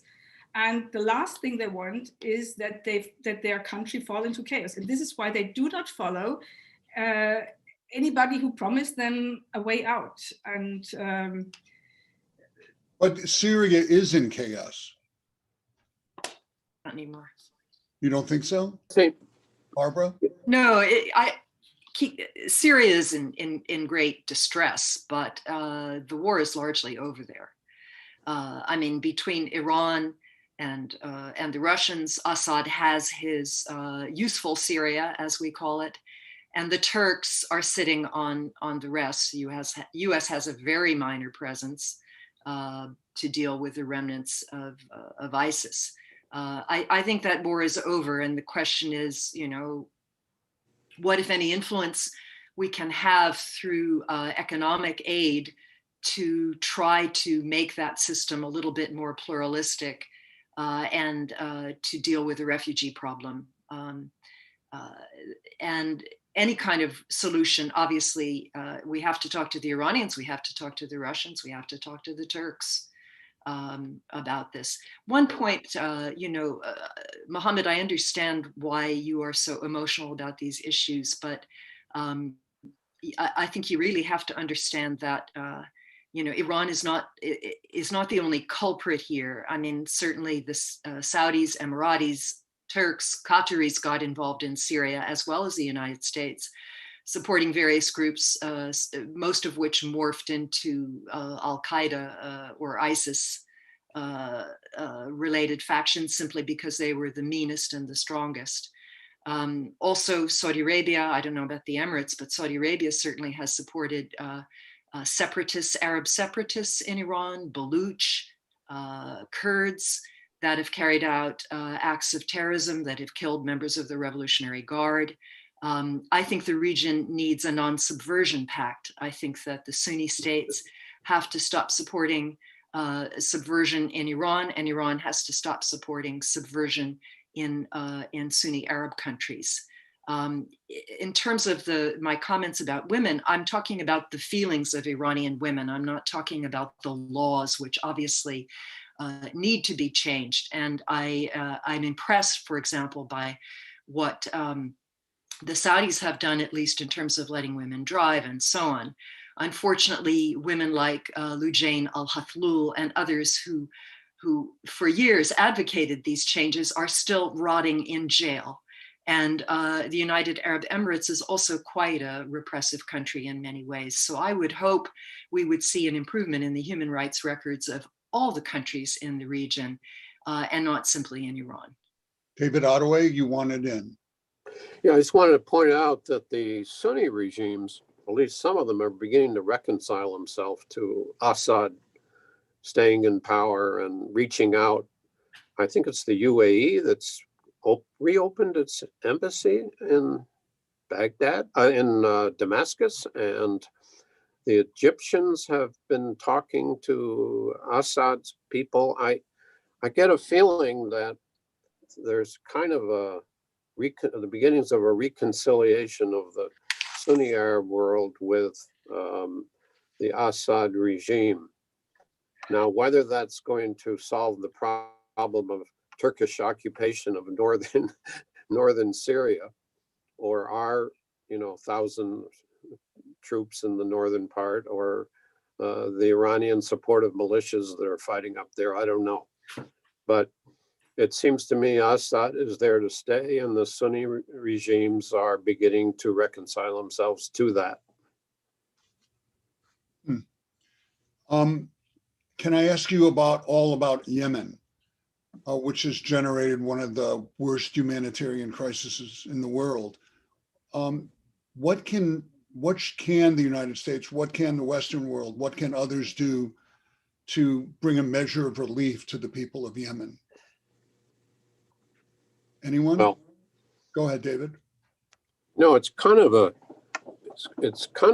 negotiations are kind of a deadlock, and I think the Saudis are going to have to accept that the Houthis are there to stay, and this is not easy to do. It's like accepting, another Hezbollah in an Arab country, but they're going to have to make some serious concessions, and I think the whole game changed when the United Arab Emirates not only decided to get out of the war, but decided to back the Southern secessionist movement, so that Saudi Arabia is sort of alone there now. The UAE has broken away, and so in terms of any kind of military leverage, the Saudi position has gotten weaker and weaker. It's not easy for Saudi Arabia to make concessions and accept a pro-Iranian regime in Yemen. But the fact is, they did not win the war, and their closest ally, the United Arab Emirates, has peeled away, and even backing a secessionist movement in the southern part of the country. So, I think the Saudis have to really think, what they're going to have to deal with the new realities of Yemen, which are not in their favor. Let's take a couple of questions from I finally figured out how to access the questions that have been coming in from our audience. This is to all of you. Is there any chance that succession in Saudi Arabia could preclude MBS from becoming king? Maybe that's a very quick answer. Yeah, the quick answer to that, is that his father has engineered very systematically the rise of MBS and the elimination of opposition. And that unless something happens to him physically, he probably will become the next king. The only caveat I would leave to that is that his father has kept him, some people suggested that his father was going to abdicate. His father has not abdicated, and part of that is that Mohammed bin Salman is sort of a prime minister at the moment, and that if disaster struck, if the war in Yemen went hopelessly wrong, which it's pretty close at the moment, as David said, if the Vision 2030 collapsed, he could be removed. The king has removed two crown princes previously. So in theory, he could be removed by his father. Other than that, I think unless he dies or something, he'll be the next king. Sure. I don't see any way that, no, there is no organized opposition in the country, political or military, that could remove him by force.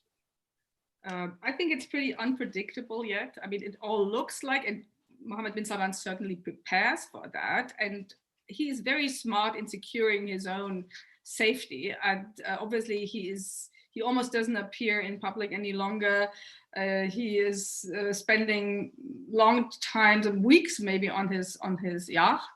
But it all shows that he has a lot of enemies. that people, he doesn't trust the family any longer. He doesn't trust, or not the whole family, but parts of the family any longer. There are many things which has happened. He has humiliated many people who who are honorable members of the society, and this will not go away. The problem he will face is that, I mean, he will possibly never ever be invited to the White House again. I don't see that he is being welcomed in the European Union. So this is all an issue if you have the need to reform your country, to cooperate, to attract investments, and also show that you are an open, you're open for cooperation and reform. So this is an obstacle. It's whether people like it or not, it's an obstacle which holds the development of the country back. So I don't know exactly about the inner works right now. Nothing tends to that he will be removed, and nothing ever we have seen, like even including the murder of Jamal Khashoggi, didn't influence the king's perspective on that this is the right person to succeed me. But actually, if you do the math, there are a lot of hints that it's not working well. If this is the future of the future leader of Saudi Arabia. I would just interject real quickly and say, I agree with Susan that he has enemies, not only in Saudi Arabia, but the Iranians, he's at war with the Iranians, he's at war with the Houthis. There are certainly people who would like to see him gone, and he has enemies, and that was one way to remove him. But in terms of internal politics, one of the things that when we talk about what King Salman has done, one of the biggest achievements of King Salman is what he was able to avoid. What he was able to avoid was a Game of Thrones, as the family moved from the second generation of sons of King Abdulaziz to the grandsons. And this was never going to be easy or smooth. This was always going to be problematic, as you pointed out, and very correctly, that there were a lot of people who are unhappy about that. But that was inevitable. You went from a group of 34 sons to over 500 grandsons, all of whom thought they should be the king, all of whom thought that, that they were better educated, more experienced, whatever, and they couldn't all become kings. And so the king engineered, as I said, very systematically, and he chose Mohammed bin Salman. I think Tom actually said it once that, if you think there are a dozen princes in Saudi Arabia who are as ambitious and clever and ruthless as Mohammed bin Salman, you're probably wrong. And so his father picked him. He engineered his success, and that avoided, if not a civil war, a family feud. And most people in Saudi Arabia don't want to see that can of worms reopened. There are people who are angry, but they're a minority. Mohammed bin Salman, most people want him to succeed. And I think we should want him to succeed too, quite frankly. Any event. I think we should put things into context in Saudi Arabia and realize that we have reached a point of no return in Saudi Arabia in terms of Saudi Arabia's transformation. We don't have to wait to 2030 to realize many of the changes that happened in Saudi Arabia, for better or for worse, of course. Saudi Arabia had historically had a very complicated, very bloated, very spread out system of cronyism that controlled the economy and that exploited Saudi Arabia's oil wealth and the windfall from oil prices to enrich a class of businessmen and a certain power structure. That power structure has been decimated, and it has not been replaced with anything that is remotely similar to it. If you look at the Sahwa movement in Saudi Arabia, the movement that exercised the largest control over what young people thought and what people thought in the kingdom, that had ability to conduct grassroots mobilization. And it did so very well when it mobilized young people to go into Afghanistan to fight the Soviet Union. That was a joint venture with the United States, as was the Saudi participation in the CIA vetting program for Syrian rebels that Barbara mentioned. That machine that was able to affect the way that young people viewed the world, that was able to police society, has been stripped of its fangs, has been removed from the equation, and is probably never going to return the way it was before. The religious police have zero power in the country right now. The traditional gatekeepers of the Saudi economy have zero influence on the Saudi economy right now. And the most difficult decisions in the way of implementing VAT taxes, implementing sin taxes, and really lifting subsidies on things like oil, all of these super difficult decisions that most serious economists that covered Saudi Arabia in the past said would not come easily, would take many decades to do. All of these things have been done very quickly. It was turbulent. It did carry its own set of risks. But we have to consider that the amount of change that has already happened has reached a point where just the Saudi Arabia of 4 or 5 years ago seems like it is the Saudi Arabia of 30 years ago, 40 years ago. It seems like it's in the distant past. That's something that we have to accept. That's something that everybody who wants to understand Saudi Arabia would be much better served by going to Saudi Arabia and seeing it. And on the idea that Saudi Arabia is isolated right now. I mean, sure, the Jamal Khashoggi murder was an awful thing to happen. It was a crime. It's something that is extremely reprehensible, and the outrage and reaction to it is something that's understandable. But it's important to consider that that chapter, as far as the Saudis is considered, as closed. They tried the people that are involved, whatever you might think of how that was dealt with. This is something that's in the past right now, and Saudi Arabia is hosting the G20 as we speak. There are sessions on the G20, and it will be starting in a few days. Were it not for the COVID pandemic, world leaders from everywhere in the world, heads of state of G20 countries would be in Saudi Arabia right now. And we're going to see another successful future investments initiative after last year's successful future investments initiative. It was horrible what happened. There are many reasons to criticize many Arab regimes in the region, but it's important to look at the historic changes that are happening. Barbara, is all forgiven? No, and I think the degree of animosity toward Saudi Arabia that exists in Washington should not be underestimated. Saudi Arabia needs to release the women activists before the G20, and it needs to wind down its operations in Yemen. And I think the Biden administration will not support continued Saudi operations in Yemen. That at a minimum.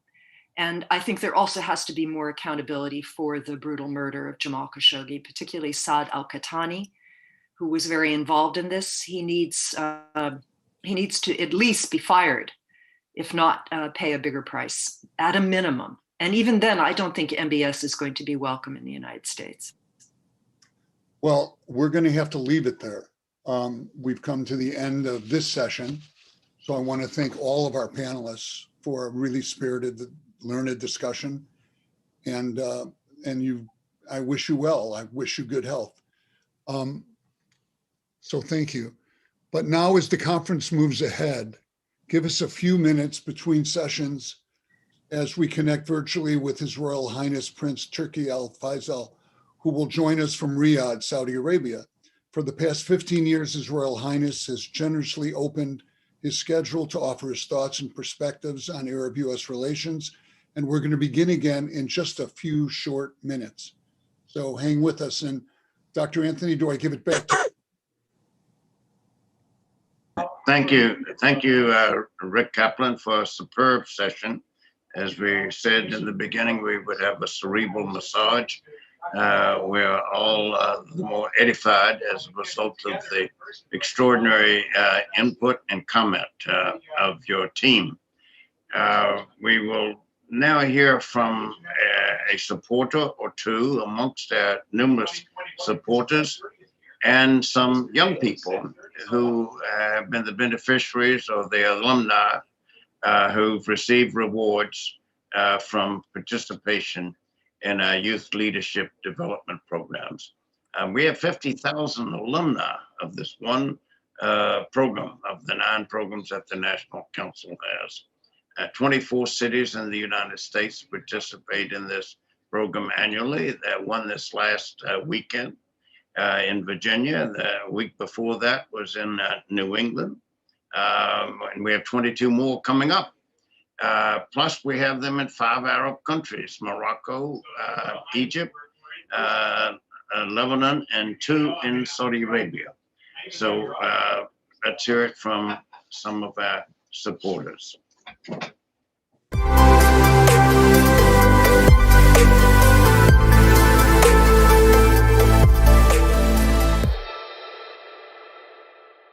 Hi, I'm Jerron Campbell, Head of International Subsidiary Banking at HSBC in the U.S. I'd like to start by saying that I hope that you and those close to you are healthy and well, and that you've been managing through this global pandemic. We've been a proud sponsor of the National Council of U.S.-Arab Relations over the past few years, and I'm excited to be able to speak to you all today about HSBC's role in the Middle East.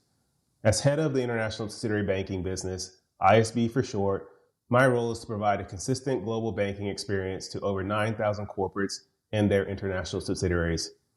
As an international bank, we understand firsthand the challenges of operating and growing a global business and the importance of having trusted partners with you along the way. Located in over 65 markets and territories, our reach isn't just broad geographically, it's also deeply ingrained in the localities we serve, and nowhere is that more evident than in the Middle East. We have a storied presence in the region. For over 125 years, we've been an enabler of growth across these countries. For example, HSBC was the first bank opened in the UAE. We have since then expanded to be one of the largest and most stable global banks, and our commitment to the region today has not abated.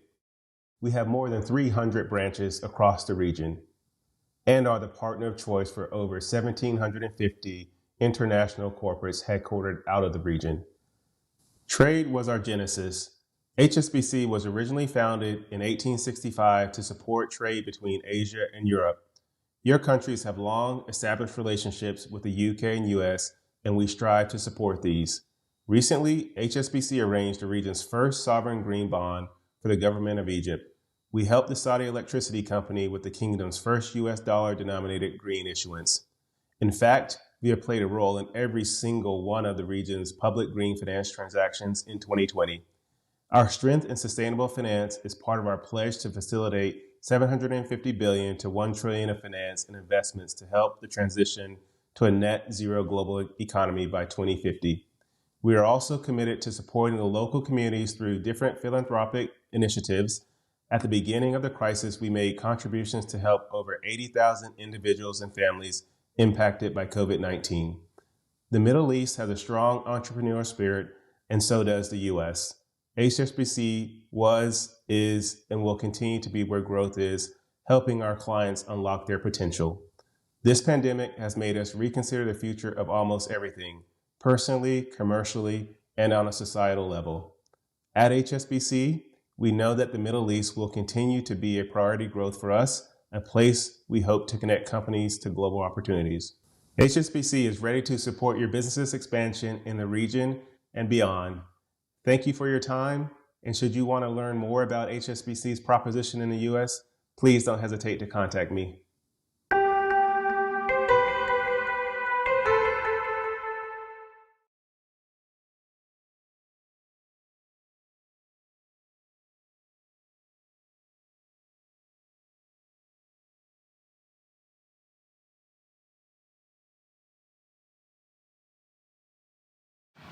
Hi, I am Kennedy Anderson. I am a current senior at Converse College. I am a political science major and a dance minor. This will be my 4th year participating in the Youth Development Leadership Program, or Model Arab League. Some benefits of this program, aside from the amazing travel opportunities to the region to learn policy from policymakers in the MENA region, I would also say the professional experience is something so beneficial from this program. This past summer, I had the opportunity to participate in the summer internship with the National Council, and I was able to gain immeasurable experience in that program. I got to spearhead the online Model Arab League program, and I got to work with international schools in coordinating with them, and that has boosted my resume skills. I also had the opportunity to learn how to coordinate on a large scale, both domestically and internationally, and that is all owed to this program. That has really aided me in my graduate school application process and my process when applying to jobs as I get ready to graduate. I would recommend this program to every single student in the United States and internationally. I think it is so beneficial for everyone to have this leadership and travel experience.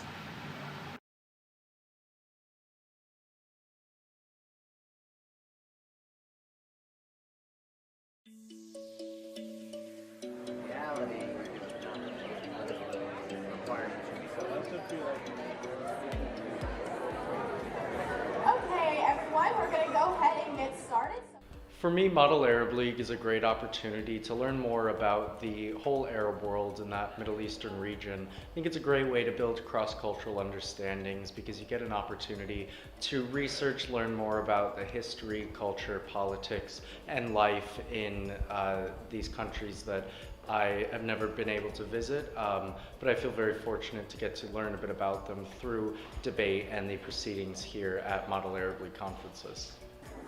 Are there any points or motions on the floor at this time? Yes, Palestine. All in favor? All opposed? We will see you in 2020.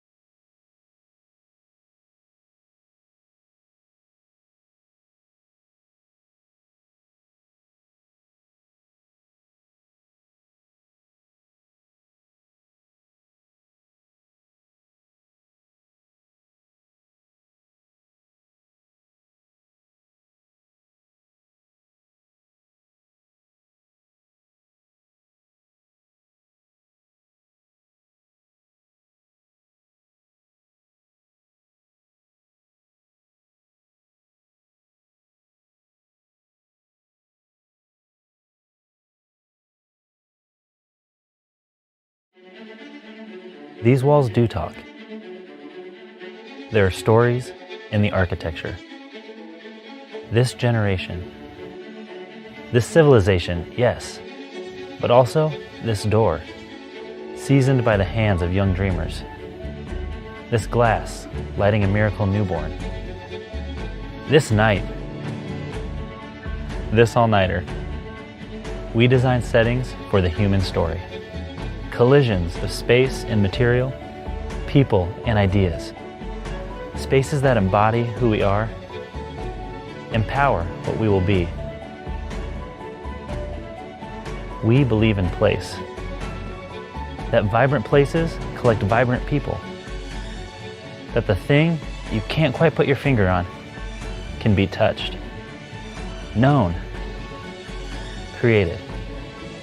Out of inquiry, empathy, and inspiration. This is our why. Design is our how. We are Leo A. Daly. We design stories.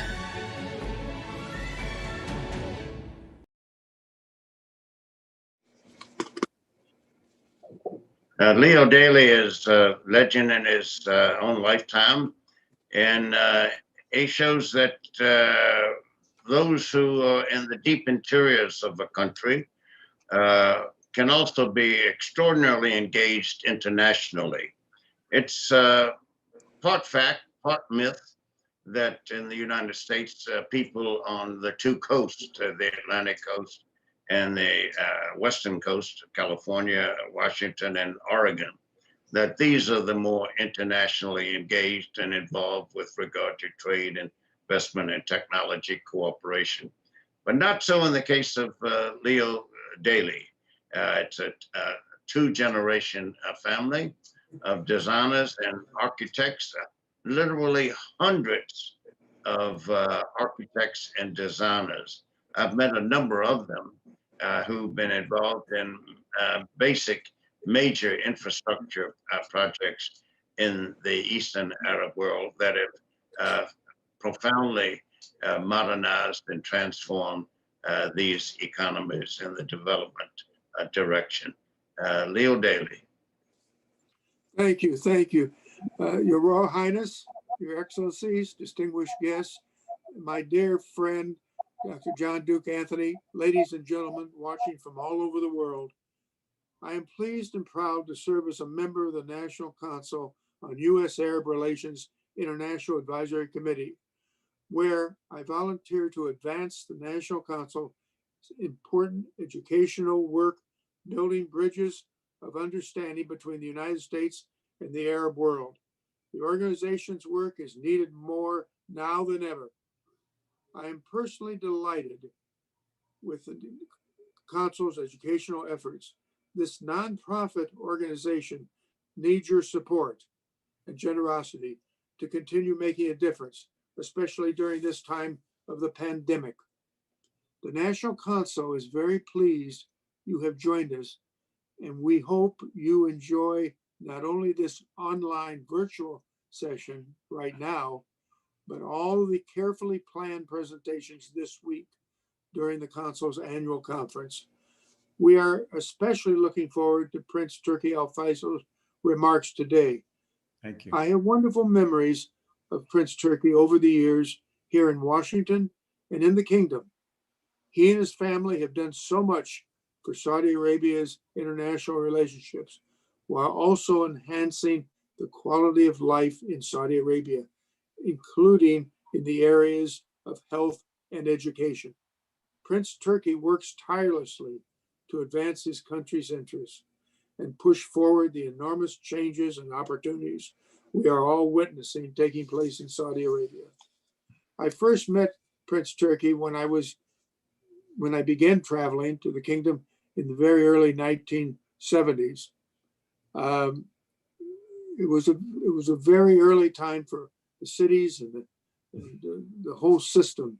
Our architectural engineering firm was awarded a vast, secure $200 million military complex with a state-of-the-art underground operations center, hardened against blast. just outside of Riyadh it was located. Our client was the Saudi Arabian National Guard, headed by the Crown Prince Abdullah.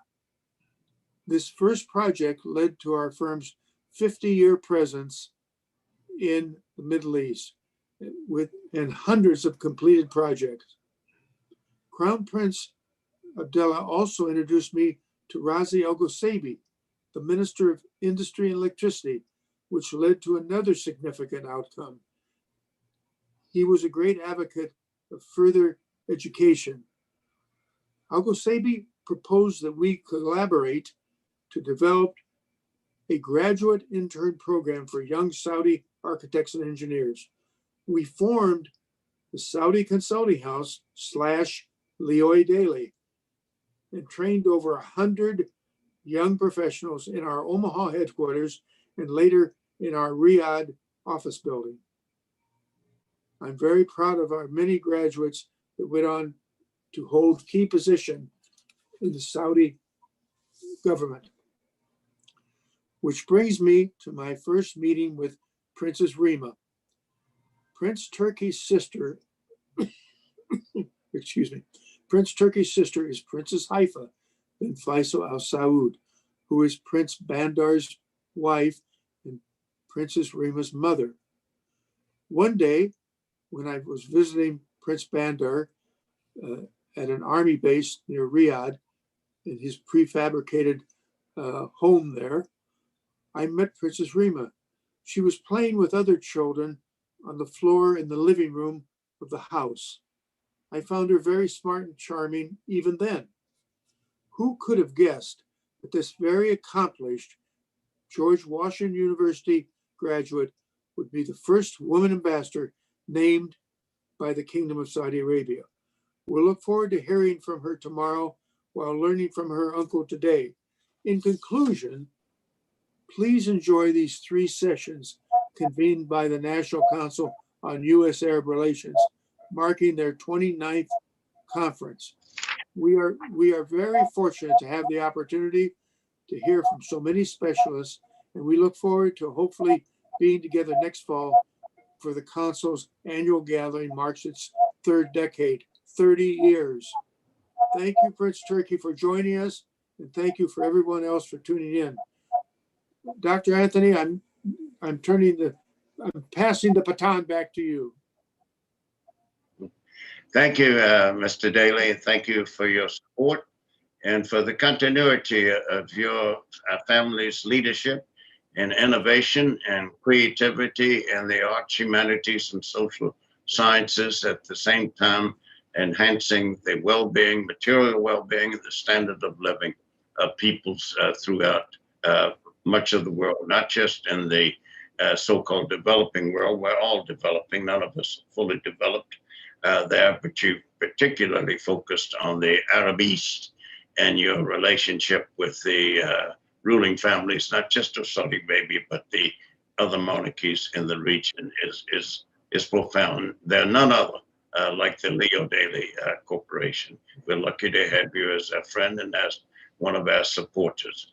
It's now my privilege and honor and pleasure to introduce a friend, someone I've admired for a long time. We are both alumni of Georgetown University here in the nation's capital.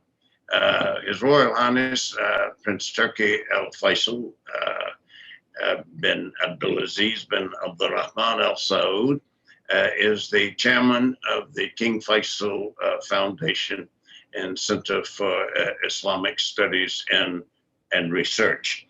This foundation is a one of a kind, certainly in the Arab region, the Middle East, and the Islamic world. Every year for quite some time now, it has been the equivalent of an Arab Nobel Prize institution that annually combs the face of the earth to find outstanding scientists and technicians, and those in technology, especially in health, as well as in culture and civilization. There's no other center like it. It's based in Riyadh. Any of you who visit Riyadh are encouraged to go to it. It's unpretentious. You might drive by it many a time and wonder, what is that building there that has a circular circumference to its structure and in the shape of a pen, a fountain pen or an ink pen, because of knowledge. And the Al Faisal family of Turki Al Faisal and his sisters and brothers have carried on the tradition of his mother and his father.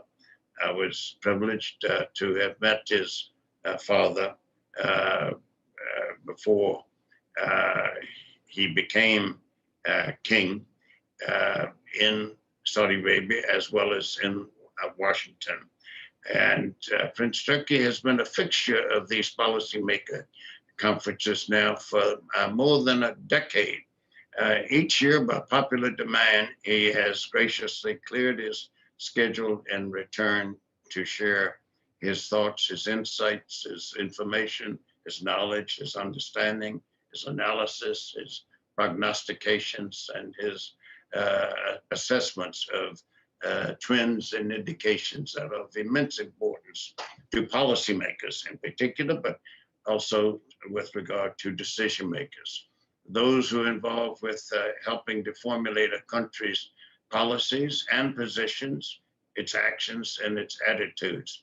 All look to and look up to His Royal Highness. And why? Beyond the educational credentials that he brings to the task. For more than a quarter of a century, he headed the kingdom's General Intelligence Directorate, more or less the equivalent of the American Central Intelligence Agency, or the U.S. Central Intelligence Agency was the equivalent of Saudi Arabia's General Intelligence Directorate.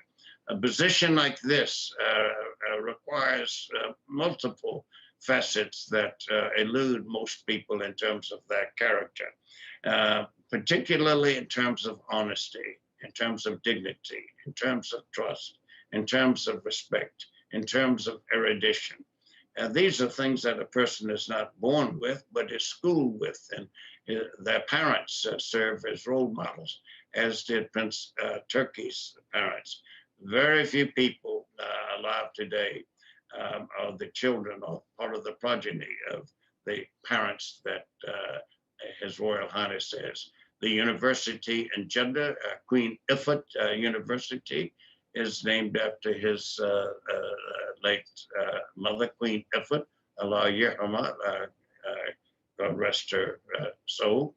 And with regard to his diplomatic assignments, was posted to the Court of St. James in the United Kingdom. Saudi Arabia's relationship with Great Britain is at times more extensive, deeper, more varied, and certainly historically longer than its relationship with the United States, and it's unbroken there. There is a film that I hope that many of you can see that Prince Turki was involved with, and it's called Born a King.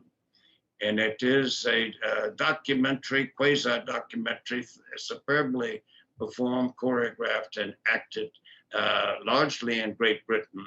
The story of his late father, Alyahya, when he was a boy and sent by his father to have the Court of St. James and the government of Great Britain to recognize Saudi Arabia as a nationally sovereign, politically independent, and territorially intact kingdom and country. And that family has been part of the founding of the United Nations.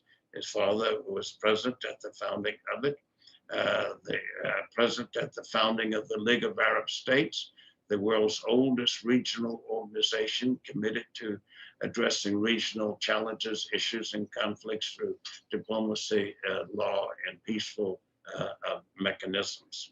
From Great Britain, he became ambassador to the United States of America. And he's also been deeply engaged in the Arab Thought Foundation, the Muassasa Fikra Arab They're a conglomerate of Arab intellectuals from Morocco to Muscat, Baghdad to Berbera, Algiers to Aden, Alexandria and Aleppo in between. He's also been a patron of the Beirut Institute summits headed by Raghida Dirhan, from whom we'll hear more before this conference terminates. Please join me in welcoming anxiously a friend, a supporter, someone we admire and respect beyond more than words can say, His Royal Highness Prince Turki Al Faisal Al Saud. Bismillah ar-Rahman ar-Rahim. Thank you, Dr. Anthony. I'd like also to thank Mr. John Pratt, the chairman of the council, as well as Leo Daly, a longtime friend and wonderful host, not only at the council, but in his home. I've had the pleasure of having a meal there when I was ambassador in Washington. And my thanks go to the staff of the council and their colleagues for their efforts in organizing this event at such a difficult time.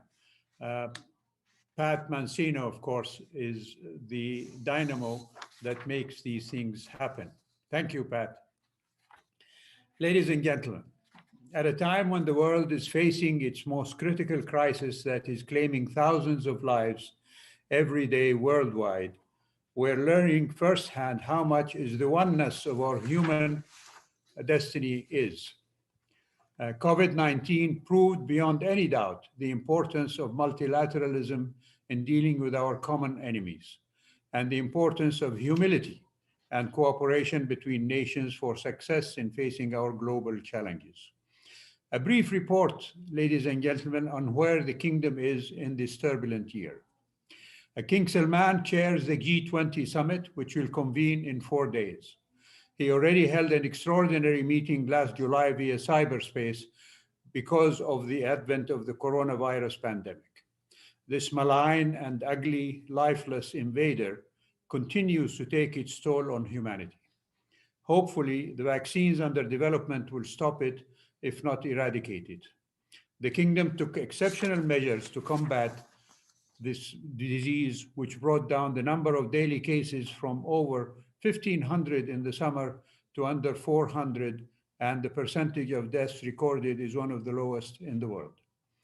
This record has been shared with our G20 partners as well as with the rest of the world. And King Salman's call on his fellow leaders of the G20 to give special attention to the poorer countries led them to agree to reduce the debt burden of those countries, as well as other aid contributions to help them, and also to provide financial help for them to meet the pandemic. During the G20 meetings, the members also agreed to the Saudi proposal on the carbon circular economy, which aims not only to reduce carbon emissions, but also to use carbon for constructive purposes. The kingdom also announced its development of hydrogen as an addition to the other alternative energy sources. We are building the largest hydrogen production facility in the world with an American company. Of course, the pandemic also brought havoc to oil prices, bringing them down to $20 per barrel. Fortunately, the kingdom convinced the OPEC members and other producers to cut production and stabilize the price of oil. It is now in the mid-40s. The US was a major contributor to this development, and President Trump's calls with President Putin and King Salman helped reach a deal. While we all hope for a quick return to normalcy after defeating this global pandemic, the world expects that the next American administration will take the lead in emphasizing the consolidation of multilateralism and reforming its institutions to deal effectively with such an immense challenge and future ones. Ladies and gentlemen, it is a fact that the people in many parts of our region have watched the American elections as if they were their own. However, many have been seeing that their high expectations were always disappointed by the conduct of the successive American administrations regarding issues of their concern, particularly when it comes to the just Palestinian issue. I hope they will not be disappointed this time. It is not enough to keep repeating the fact that the Arab world and the greater Middle East are troubled regions. However, the Middle East nowadays is not only troubled, but it is in a state of strategic confusion. This state of confusion, though not exclusive to the Middle East, is contributing immensely to the continuation of and escalation of conflicts and the deepening state of uncertainty. It is also creating new conflicts that complicate the situation in a region where every crisis begets another crisis and where every issue is linked to another issue. In such a situation, it is exceedingly difficult to anticipate the implications of the new presidency for the big picture in the troubled Middle East. President-elect Joseph Biden is not new to politics. He is an experienced statesman and well familiar with the important issues in the world and in our region. However, we must wait to know about his vision, his team, and his foreign policy conduct. While his speeches, statements, and especially his article, Why America Must Lead Again, early this year in Foreign Affairs magazine, may give us an indication of his thinking, but it all depends on his actions. I hope that he will echo himself. The Kingdom of Saudi Arabia has worked with all American administrations, Democrat and Republican. And while we have had our differences, nonetheless, both countries have maintained the strategic alliance that bound us to a common goal. That goal is a peaceful and prosperous Middle East, world peace, and the betterment of humanity. Assuring the world of US leadership and commitments is an imperative in such a historic strategy. This is especially important to all regions of the world, not only the Middle East. We all know that the world is on the verge of a major structural transformation in world and regional power configurations. I have been reiterating through the years from this venue and other venues that there is no more cause for suspicion and discord than the uncertainty about American strategic outlook towards the Middle East. For the last 7 decades, Middle East geopolitics revolved around a security architecture managed by the United States. Therefore, the perception of the US abandoning the region and its commitments there is feeding this uncertainty and this strategic confusion in the Middle East. In fact, the real danger remains a putative American retrenchment from the area, which widens the existing strategic vacuum that is increasingly coveted by regional and other great powers. This imagined perception increases the appetite of radical states and forces in the region to make it real, which harms American national interests and its allies and friends. Strategic confusion in the Middle East means a state of mistrust, sharp polarization, multiplicity of issues of conflicts, and multiplicity of competing actors dealing with the situation on an ad hoc basis. This situation is responsible for unleashing all kinds of political, social, religious, sectarian, non-state actors, terrorist groupings, and regional and international interferences. While it is fair to say that the US foreign policy in the Middle East during the reign of the past 3 administrations contributed immensely to this state of affairs, states of the region also bear a big share of responsibility for where things stand today. However, the new administration has a responsibility in leading the region to a different atmosphere. President-elect Joe Biden has stated on many occasions and in his article mentioned previously that he would rejoin the JCPOA of 2015 with Iran if Tehran returns to strict compliance with the deal. In his words, and I quote, "I would rejoin the agreement and use our renewed commitment to diplomacy to work with our allies to strengthen and extend it, while more effectively pushing back against Iran's other destabilizing activities. While we all aspire to have Iran back as a normal, peaceful nation state within the international community, the last 40 years' experience with Iran's regime is not encouraging. Therefore, rejoining the deal as it is would not do service to stability in our region. Rejoining and then negotiating the other important issues would trap diplomacy and subject it to Iranian blackmailing. Drag negotiations is a part of Iranian negotiating strategies. Negotiating the JCPOA took years to be accomplished while Iran worked on its nuclear program. Mr. President-elect, do not repeat the mistakes and shortcomings of the first deal. Any non-comprehensive deal will not achieve lasting peace and security in our region. The JCPOA did not rationalize Iranian destructive behavior in our region. Iranian destructive regional behavior in Iraq, Syria, Yemen, Lebanon, and Saudi Arabia by attacking directly and indirectly the oil installations is as much a threat as is its nuclear program. Therefore, there is a need to a new agreement that encompasses all issues of concern with Iran. Another issue in this respect is do not ignore the legitimate concerns of your friends and allies in the region. They must be part of negotiating a comprehensive plan to be ensured that their strategic interests are not taken in consideration. Ladies and gentlemen, with every new president in the United States, the hope arises that the US will honor its commitment to solving the Palestinian issue justly. It is the hope that the new administration will adhere to UN resolutions regarding the two-state solution. In his address to the Consultative Assembly a few days ago, King Salman reiterated the kingdom's long-standing support for a sovereign Palestinian state with its capital in East Jerusalem as predicated in the Arab Peace Initiative. Ladies and gentlemen, you do not treat a bleeding wound by giving a sedative. The situations in Iraq and Syria require the attention of this new administration. After long troubled years, Iraqis are longing to reclaim their national state and their national institutions, and they deserve to be helped, not to be abandoned. Having a stable and secure Iraq is in the interest of all in the Arab world and the rest of the world. The national Iraqi state is especially important in restoring the balance of power in the region and to curtail the malign and destructive tendencies coming from Iran. The same can be said about the Syrian state that is tragically suffering for the last 10 years. Leaving it to Iran and Russia and Turkey does not help the Syrian people to realize their aspirations. Therefore, a US role is needed to push for a peaceful end to this catastrophe. The US GCC countries' relationship is imperative to peace and stability in the region.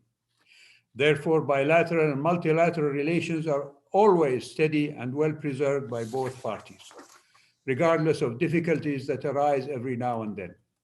Strategic partnerships between these countries and the US are pillars of their conduct. I am confident that the new administration will not be different from the previous administrations regarding these important relationships. Common interests are the main drivers of this relationship: preserving regional stability, stability of energy markets, opposition to revolutionary Iran and its regional behavior, peace in the Middle East, fighting terrorism, and investment and trade are the basics of this strategic relationship. I remind us that when King Salman visited President Obama in 2015, both leaders committed themselves to these issues. As a matter of fact, the statement coming out of the two leaders themselves mentioned all of these concerns. King Salman accepted President Obama's assurances that the JCPOA will prevent Iran from acquiring nuclear weapons. The statement goes on to affirm the need to continue efforts to maintain security, prosperity, and stability in the region, and in particular to counter Iran's destabilizing activities. On Yemen, the two leaders stressed the need to implement relevant UN Security Council resolutions, including United Nations Security Council Resolution 2216, in order to facilitate a political solution based on the GCC initiative and the outcomes of the national dialogue. Regarding the Palestinian conflict, the two leaders underscored the enduring importance of the 2002 Arab Peace Initiative and underlined the necessity of reaching a comprehensive, just, and lasting settlement to the conflict based on two states living side by side in peace and prosperity. The statement ends by saying that the two leaders discussed a new strategic partnership between the two countries for the 21st century. Ladies and gentlemen, since that statement came out, Iran's destabilizing activities have increased, as I mentioned before. And those who ask us to unilaterally abandon the legitimate government of Yemen to the Houthis have only to consider that the Houthis are not Boy Scouts. They are a murderous cutthroat cult directed by Iran, which supplies them with drones and ballistic missiles that they launch against Saudi and Yemeni civilian targets. Mr. Biden, when the statement came out, was the Vice President of the United States. In congratulating President-elect Biden for his election, King Salman, the custodian of the two holy mosques, and his Crown Prince Mohammed bin Salman emphasized the importance of the historical relationship between the two countries and expressed their readiness to continue their strategic partnership with the U.S. This 75-year-old relationship is bigger than the personalities that built it and invested in it for the good of the two countries during those long years. I hope that members of your legislative chambers will not take precipitous action that will do harm to this relationship. They should visit the kingdom and see for themselves the progress we made on all the issues of concern, whether it is the rights of women, the fight against extremism, or any other issues. As far as human rights are concerned, we admit that we have issues to improve, and we're working on that. It is a work in progress. But respectfully, your country also has issues of human rights to improve upon. Witness the turmoil during your elections and the police shootings. We, ladies and gentlemen, did not invent waterboarding. Your issues are also a work in progress, and I am sure that we can both learn from our experiences. Your elections are a wonderful spectacle from which we can learn. They also include elements which we will not learn. But our hearts and our doors are open for you. Please come and see us. Thank you very much. Your Royal Highness, thank you once again for your tour de force, tour de horizon. I don't know why we still use French words for what can equally be conversed in Arabic or in English there, but you covered the waterfront with regard to Iran and Palestine and Yemen and extremism, as well as the bilateral relationship between our two countries and what each can learn from the other with a substantial dose of humility on both sides there, and a deep-seated aversion to extremism of any kind, shape, or form. We now would like to segue to someone who is also associated with you in ways that many of the listeners and audience would be unaware or unable to appreciate. Your birthday, February 15th, 1945, right after the historic meeting between the grandfather of next speaker, who's going to introduce the speaker following him, in terms of President Franklin Delano Roosevelt. Your grandfather met with him on the USS Quincy in the Red Sea, or actually the Great Bitter Lake of the Suez Canal, at the waning days of the Second World War. It's wrong for people to say that this is the cornerstone of the relationship, where the United States guaranteed security and stability for the Saudi Arabian government in exchange for unlimited production and export of petroleum to help repair the war-torn economies of Europe. This is a false reading of history. The Marshall Plan was 2 years away from that particular meeting. And it also has embedded in that kind of a concept a dehumanizing aspect, as sort of conceptually reducing Saudi Arabia to a thing, something it has, as opposed to its people, its culture, its civilization, its position, and its role in regional and world affairs, not least being the keeper of the two holiest places in Islam in Mecca and Medina. and not least as a founding leader of so many of the regional organizations and international organizations, from the United Nations, World Bank, International Court of Justice, International Monetary Fund, Gulf Cooperation Council, Organization of Petroleum Exporting Countries, Organization of Arab Petroleum Exporting Countries, Gulf Investment Fund, Arab Monetary Fund. That's no other country outside of the United States, or even Europe for that matter, can claim to have founded and established as many institutions that have outlived the founders with regard to their contributing to various aspects of peace in the absence of war, and they focus on improving people's material well-being. Saudi Arabia remains, as it has ever been, the epicenter of prayer and pilgrimage, of faith and spiritual devotion for between a third and a fourth of all of humanity.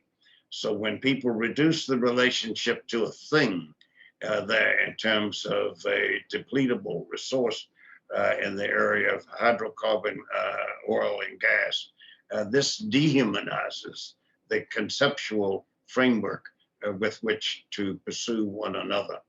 Now, Hall Delano Roosevelt personifies this as you do, sir.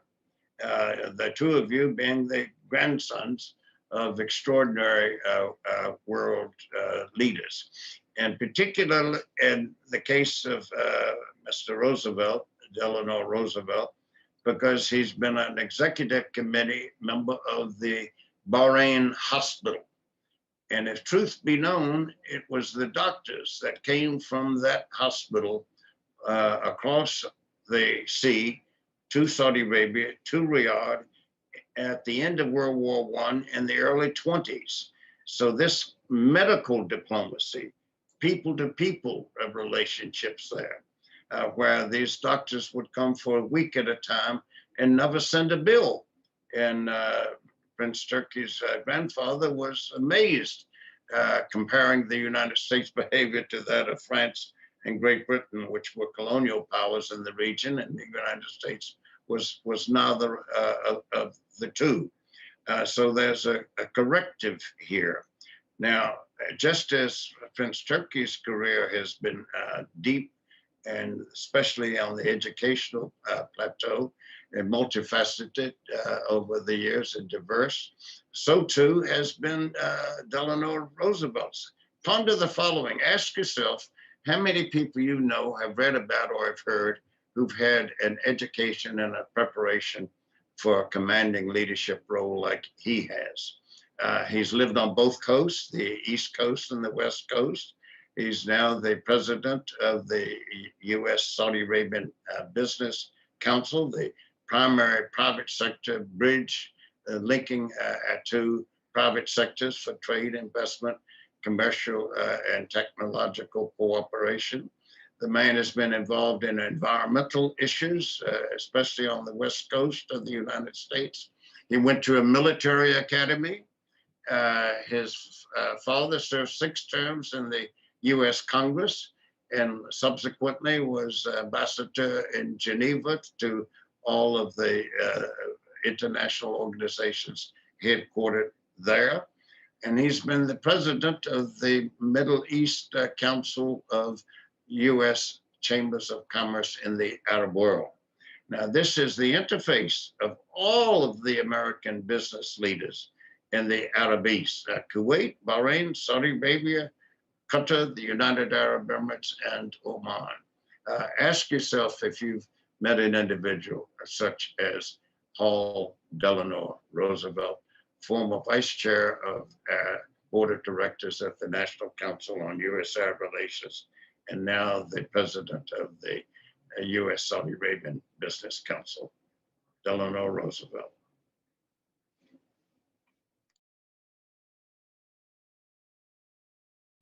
Good afternoon, Your Royal Highnesses, Your Excellencies, distinguished guests, ladies and gentlemen. Welcome and thank you, Dr. John Duke Anthony, my dear friend, for your kind words of introduction.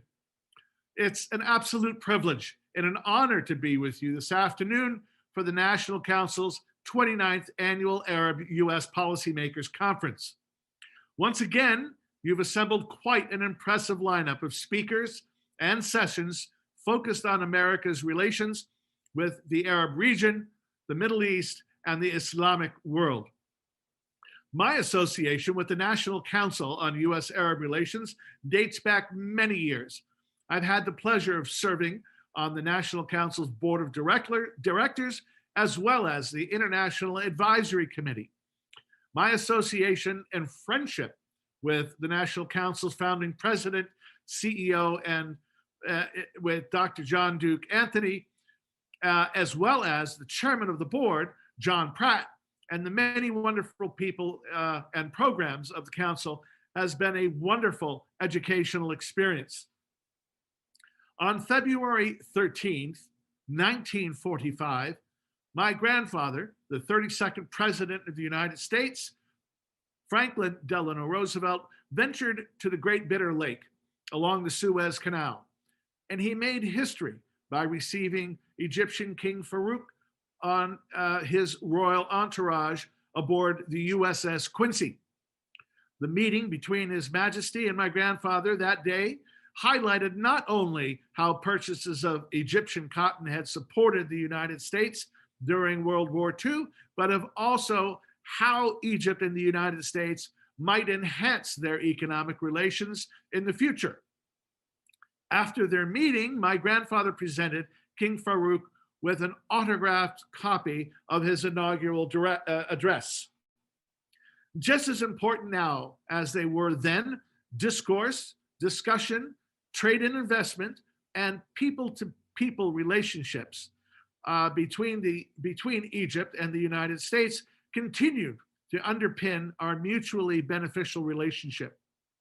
American institutions in Egypt, such as the American University in Cairo and others, continuously strengthen our bonds of friendship and enhance the work of America's diplomats in areas such as commerce, trade, defense, investment, and education.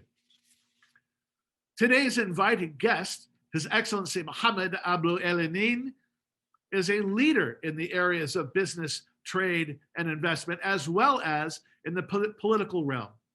He is a pioneer and a Renaissance man who labors tirelessly on behalf of his nation, its peoples, at the highest level of regional and international affairs. I am told that when called upon, he is known to many to quickly jump in his plane and fly around the world to advance Egypt's needs, interests, and concerns in business and political affairs. His Excellency Mohammed Abu Elenin is the founder and chairman of the Cleopatra Group, one of the largest investment companies in Egypt, with ventures in agriculture, mining, real estate, tourism, media, technology, and aviation. His brand, Ceramica Cleopatra, is one of the world's largest producers of ceramics, and its products are exported to over 100 countries. His Excellency has served in the Egyptian parliament since 1995. He was chairman of the Housing, Public Utility, and Construction Committee from 2000 to 2005, and chairman of the Industry and Energy Committee from 2005 to 2011. He was just recently reelected to the House of Representatives, earning 85% of the votes from his district.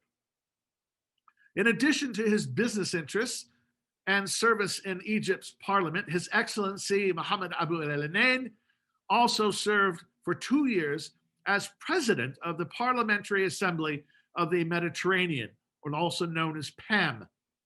It's an international organization consisting of 37 member countries along the Mediterranean Sea.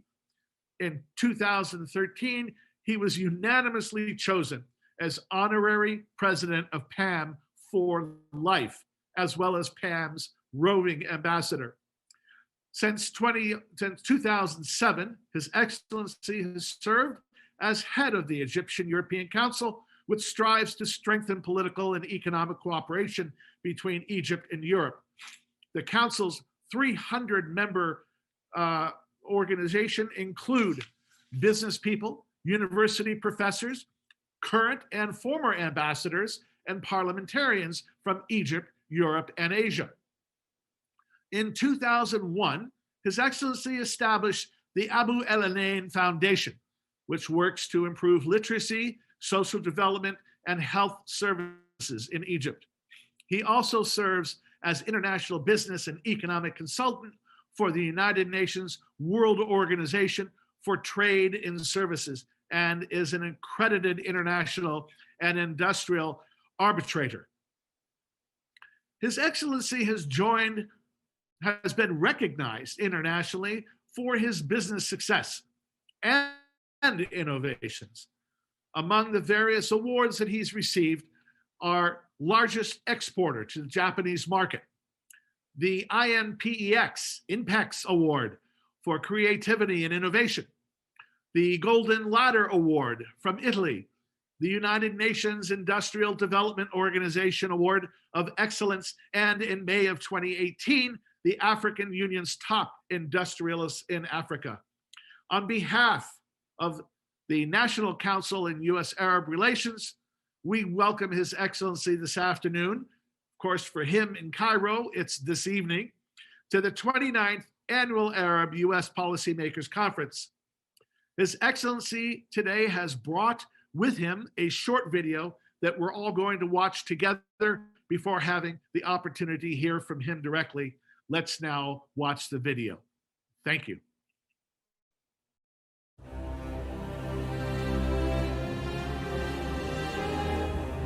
Egypt, a state of civilization, a country whose roots lie in the depth of history for more than 7,000 years. It is a land of tolerance, the cradle of religions. The Prophet Muhammad recommended the good to its people. Moses spoke to the Lord from its land. Jesus, peace be upon him, was in peace in it.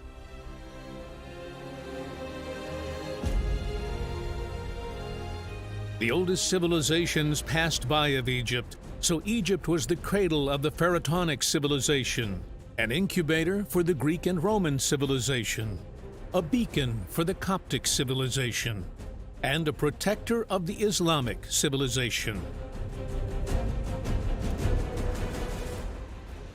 Today, Egyptians continue to build their modern civilization under the leadership of President Abdel Fattah el-Sisi, a civilization that encompasses all fields, so that Egyptians would dazzle the world again.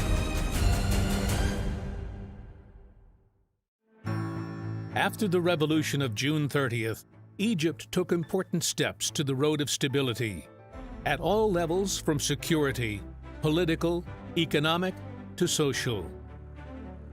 The armed forces' efforts to create tremendous progress in preparing the Egyptian army for combat by strengthening the military infrastructure through establishing military bases in order to preserve Egyptian national security. The army achieved strong successes on the ground in its war against terrorism that Egypt waged on behalf of the whole world, which contributed to the official exit of Egypt from the Global Terrorism Index when the Egyptian people refused that the terrorisme settles in Sinai, the land of peace. In parallel with this war, the Egyptians waged an economic war for the sake of development and construction, until the state regained its strength and achieved a large part of its goals while still proceeding with steady steps toward prosperity. Because in Egypt, the standard of living of individuals has increased, the quality of life for the citizens has expanded in general. Services have improved with the implementation of a comprehensive plan for economic reform, which has achieved tangible results, most notably the creation of an investment climate and improvement of the legislative environment to attract investors, which is praised by all international financial institutions.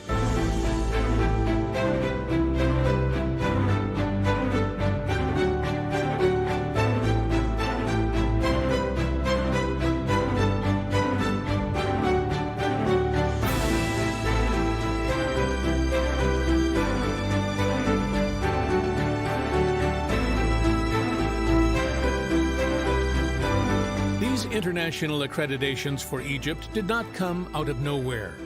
Rather, they are a natural product of major national projects. Their achievement crosses the borders, time, and other projects are currently being implemented. For example, the new Suez Canal is at the forefront of these accomplishments, and the development project in the Axis, the canal, which has advanced through major stages of its implementation. The project of reclamation of 1.5 million acres to achieve self-sufficiency in food.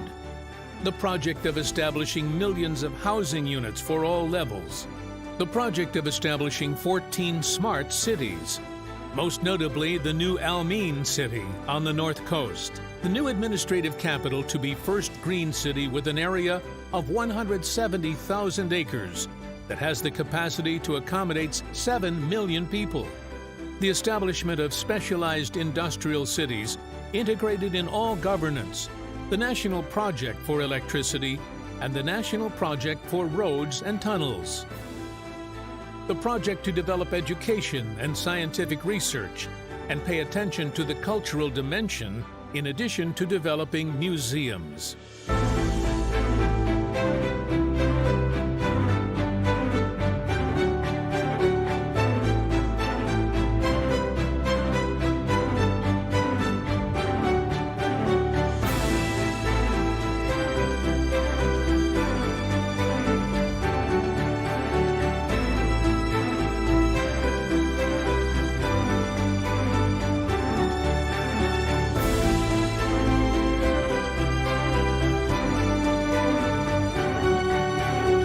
These projects are being carried out by the Egyptians with determination and insistence. Work continues to achieve the dream. Egypt has surpassed the most difficult challenge with the return of a strong state with its solid national institutions. Egypt has successfully passed this mission. We are in the launching stage. Egypt decided to enter the fourth industrial revolution. Egypt is ready with open arms to all investors, which signals a great opportunity for Egypt, the Middle East, and Africa. Egypt invites you all to the launches of the International Egyptian Museum next year. The myth of pharaonic history.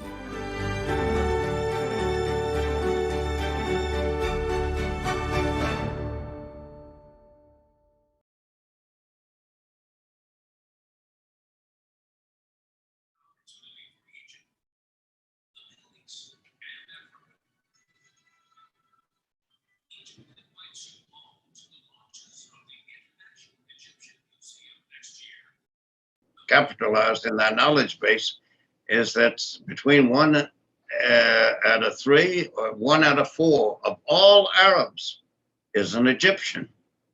And so when people wonder about the centrality or the marginality of Egypt's role in regional and world affairs, you have the evidence right there on the demographic level. Also, the feat that some 4% of the country is where 96% of the population lives, on the banks of the Nile, as His Excellency mentioned, 7,000 years. This has been one of the richest budding, blooming, and blossoming flowers of the march of human civilization and progress. And with regard to the American University in Cairo, which has honored Your Excellency, not many people are aware that this is America's largest university outside of the United States anywhere in the world. So this is no small feat, sir, that you would recognize by the American University in Cairo. Renewed thanks and appreciation for your being with us again.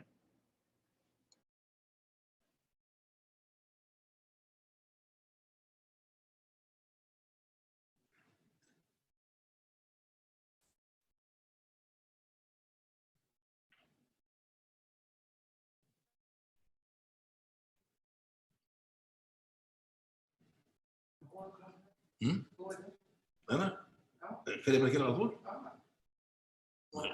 عشان انا مكتوب كاتب اسمه هنا.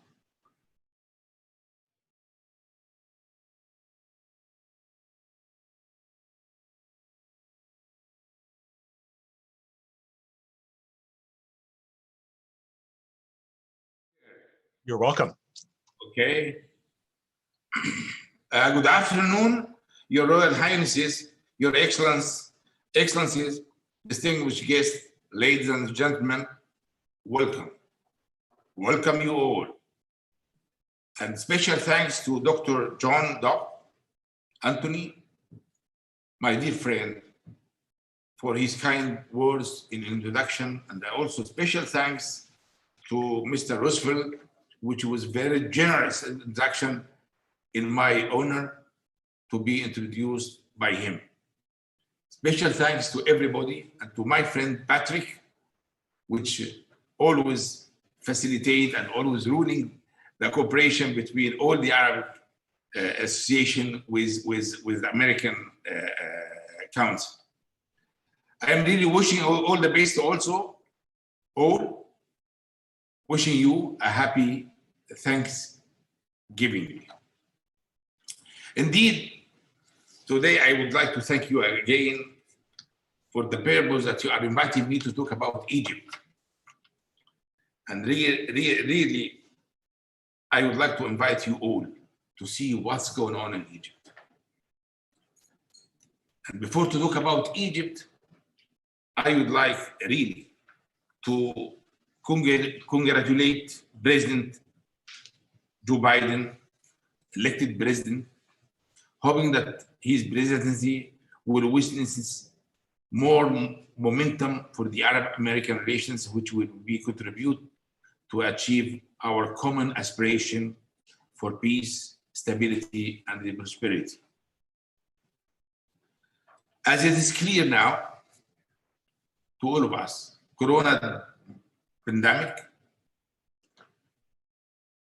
it is a dangerous thing now worldwide, and everybody is thinking, all the countries has been thinking for the result after this pandemic.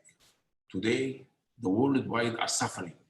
Today, a huge idea around, and I think a big change will happen.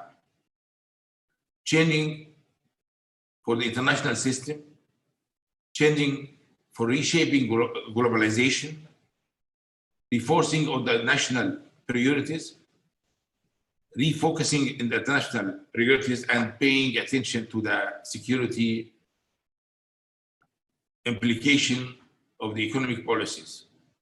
Indeed, I think with all the rules coming out, with all the idea, the world will be changing and will never be again as before the pandemic.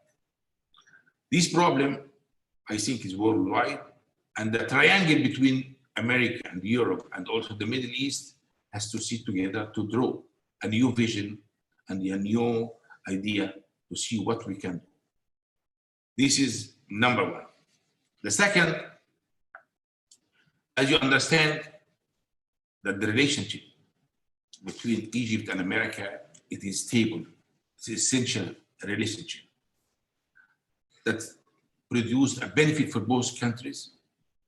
And I think that the history between the relationship in all steps among the history can prove a lot of meaning.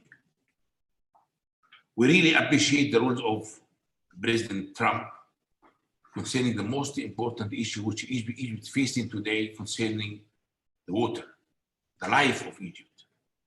The water, it is something very important for Egypt, which comes from River Nile, comes from Ethiopia, comes from the south. And just to tell you the story in brief, that among the past 100 years, our agreement with Ethiopian government is to take 55 million cubic meter of water. Indeed, we find recently they make a dam. Yes, we are happy that they are making a dam. We are happy to cooperate with them to make more investment in their countries. But to touch our right, the essential, the life of all the Egyptians is an eye. And we cannot permit somebody to touch this right. I think President Trump has been making a wonderful situation, inviting all the people to discuss this issue in the White House, and they declare that they are reaching agreement, and suddenly we find that the Ethiopian government has been withdrawn themselves, refusing to sign the agreement. This it was scandal. This it was a big problem. We don't like to make any confrontation with Ethiopian people. We have a great relationship with them, but this is our right. We'll never permit any power in the world to take our right. This is it's not only right, this is our life. So I believe, and I'm calling also the new presidency to take care of this situation and to start to gather again these 3 different countries, Egypt, Sudan, and Ethiopia, and to find a solution satisfying everybody. I think this is our right. And we are going to help as much as we can the Ethiopian government for their investment and their future. Indeed, I know a lot of American friends has been talking about Egypt.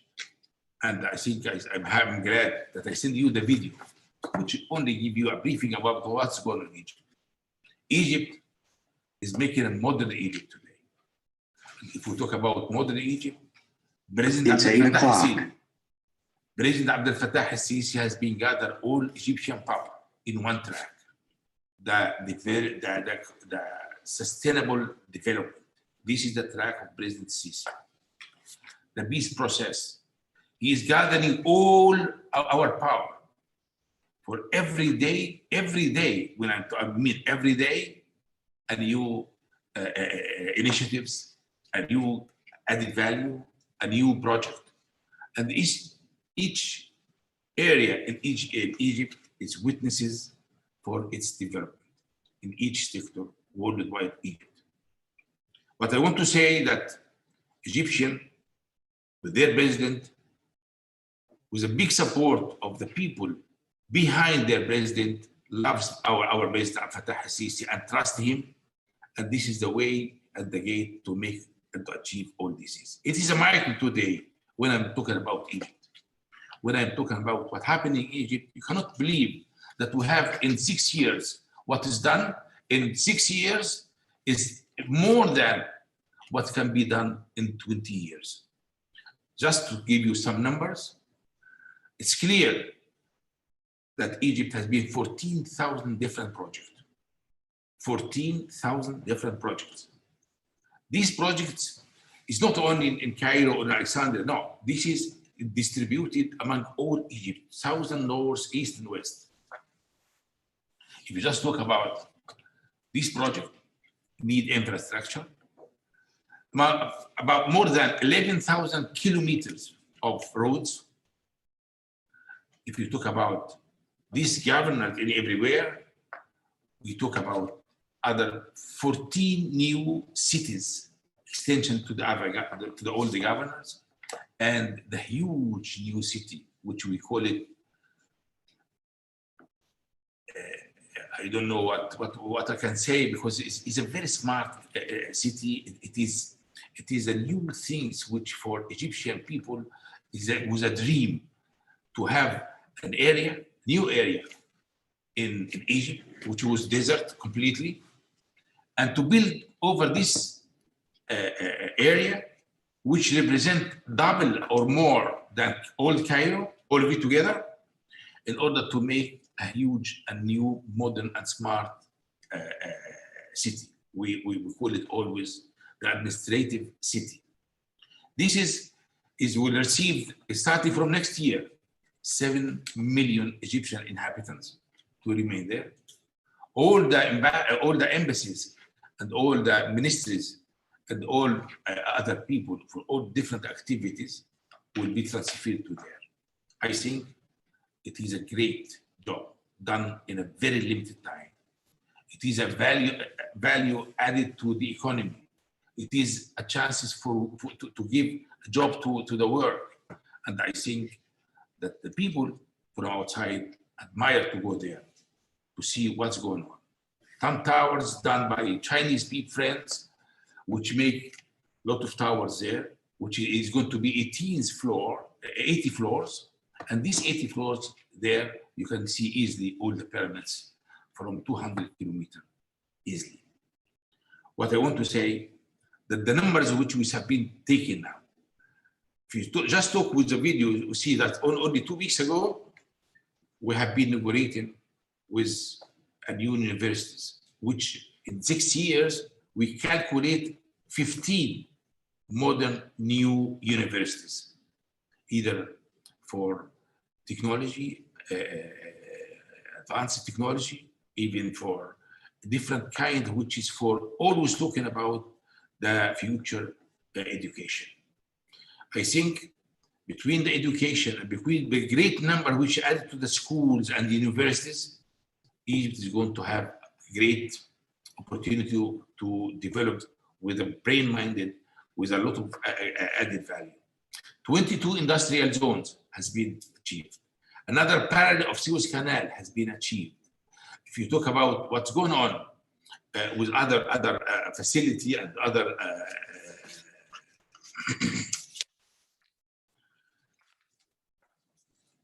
improvement, 8 airports, 14 different cities, and also the special economic zone in Suez Canal.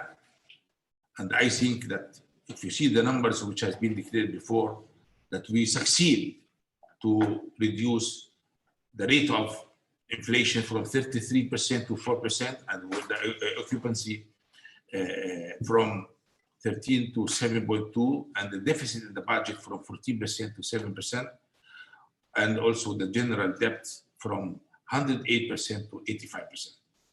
I think Egypt is determined also to interfere inside the fourth industrial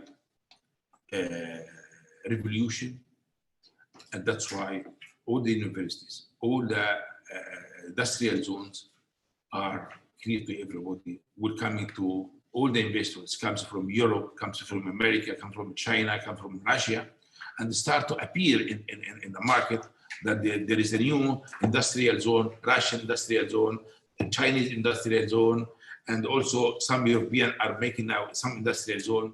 That's why I'm happy to invite also the American to think about a new American industrial zone around the Suez Canal area. I think that with all the ambitious ideas which we are drawing now, and also the vision, the President Sisi has been declared the Egyptian vision for 2030, which has a great opportunity for the foreign direct investment to come. Not even considering the Egyptian market, but also to enjoy also all the facility among Africa, among Middle East, and also the special agreement which we have with the European Union.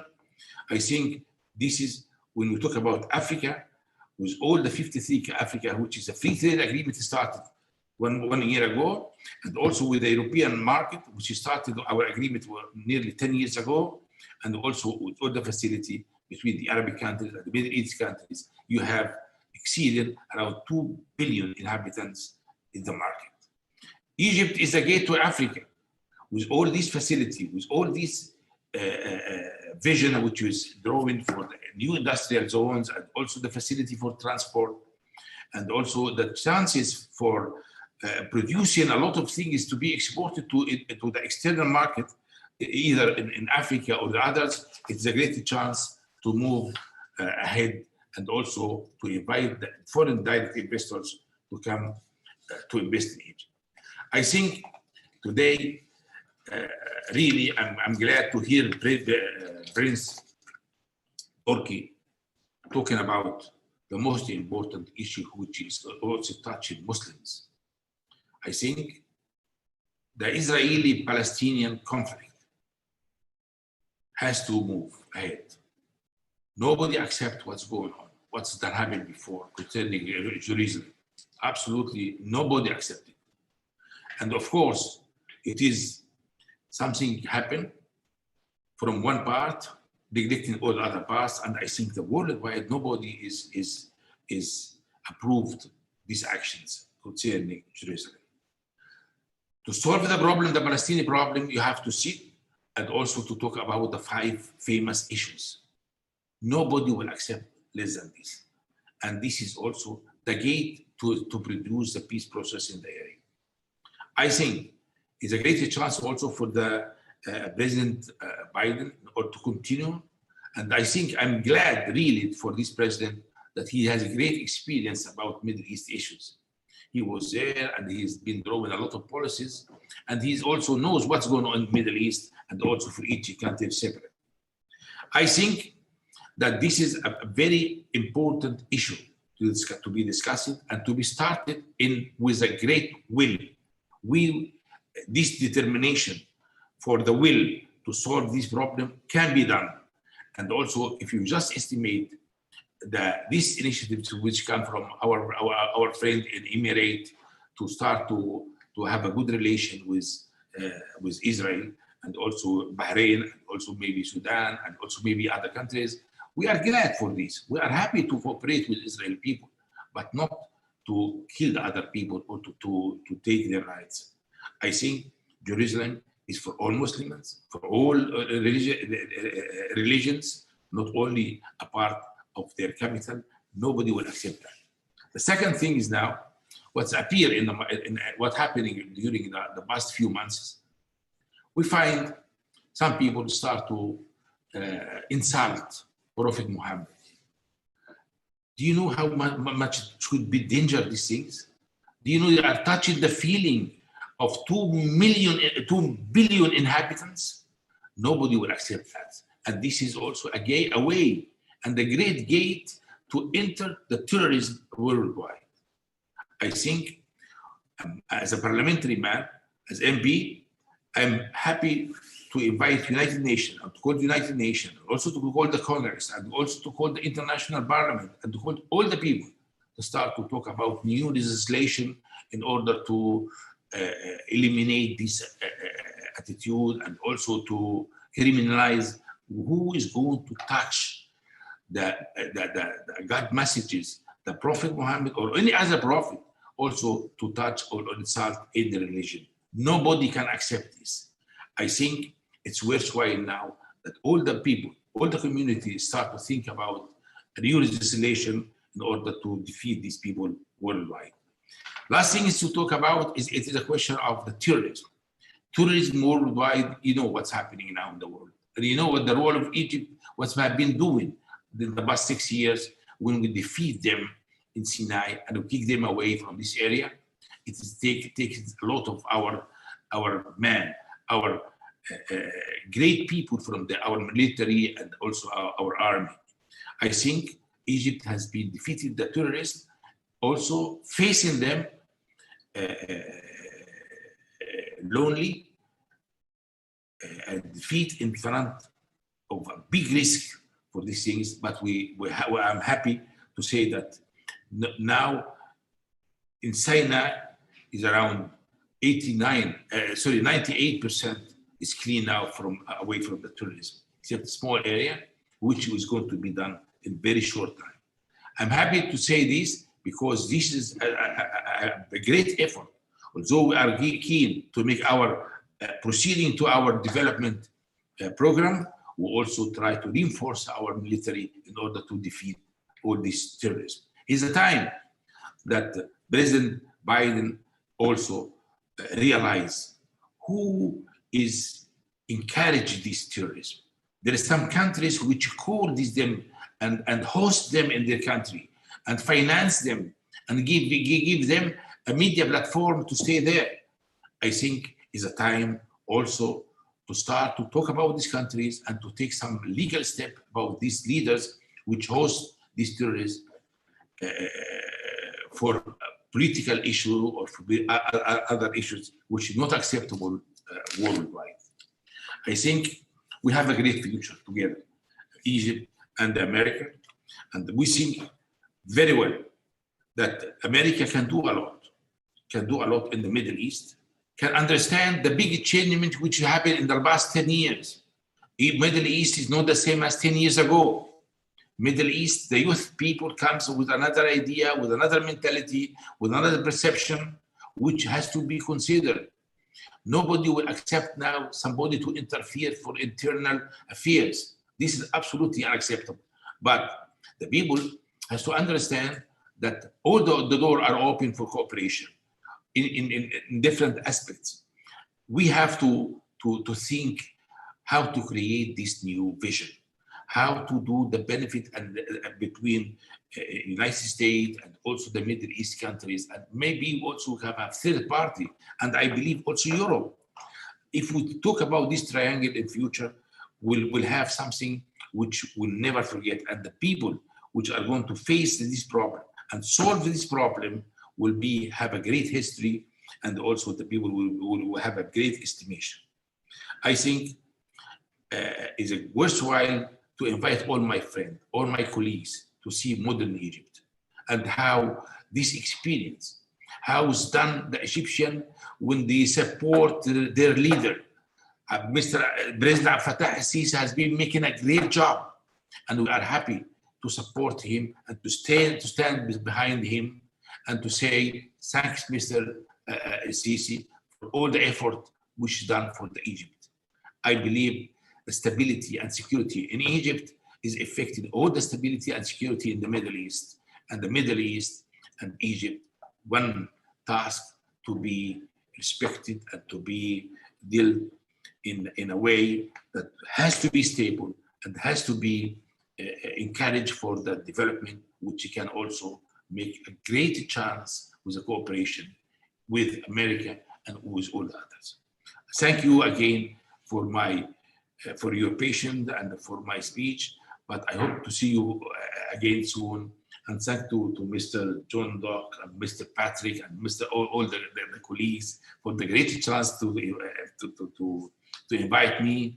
And I hope to see you soon in Egypt in order to see and to rise as our friend, as guest. And also I think that the chance to invite all our colleagues for the businessmen, all the investors to come to see Egypt.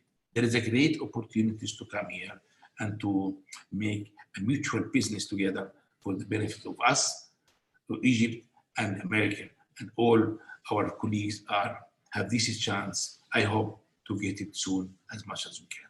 Thank you again. Thank you, Mr. Abu Elenin.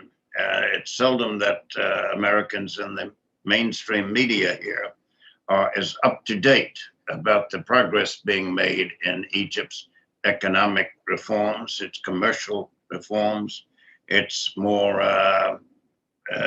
enticing, inviting rules and regulations that have encouraged people to invest to a greater degree than ever before, and that you're part of the bridge, you're at both ends of the bridge and helping to make this happen. We're indebted to you, sir, because Egypt does not ordinarily get the positive press in the United States, but you've had an important corrective of this and brought a greater degree of mizan, a balance, picture and rounded perspective. Thank you, sir. Thank you, all the best. Thank you. We're now going to segue to the end of this first day session by a musical performance. We used to do this in the past, and by popular demand, we're doing it again. We have Ms. Nidal Ebouk, who was born and raised in Morocco, but she's a master of classical Arab music. And we'll hear from her and her lovely voice in Arabic, singing one of the classical Arab musical renditions in preparation for tomorrow, the second day. Thank you, Ms. Nidal.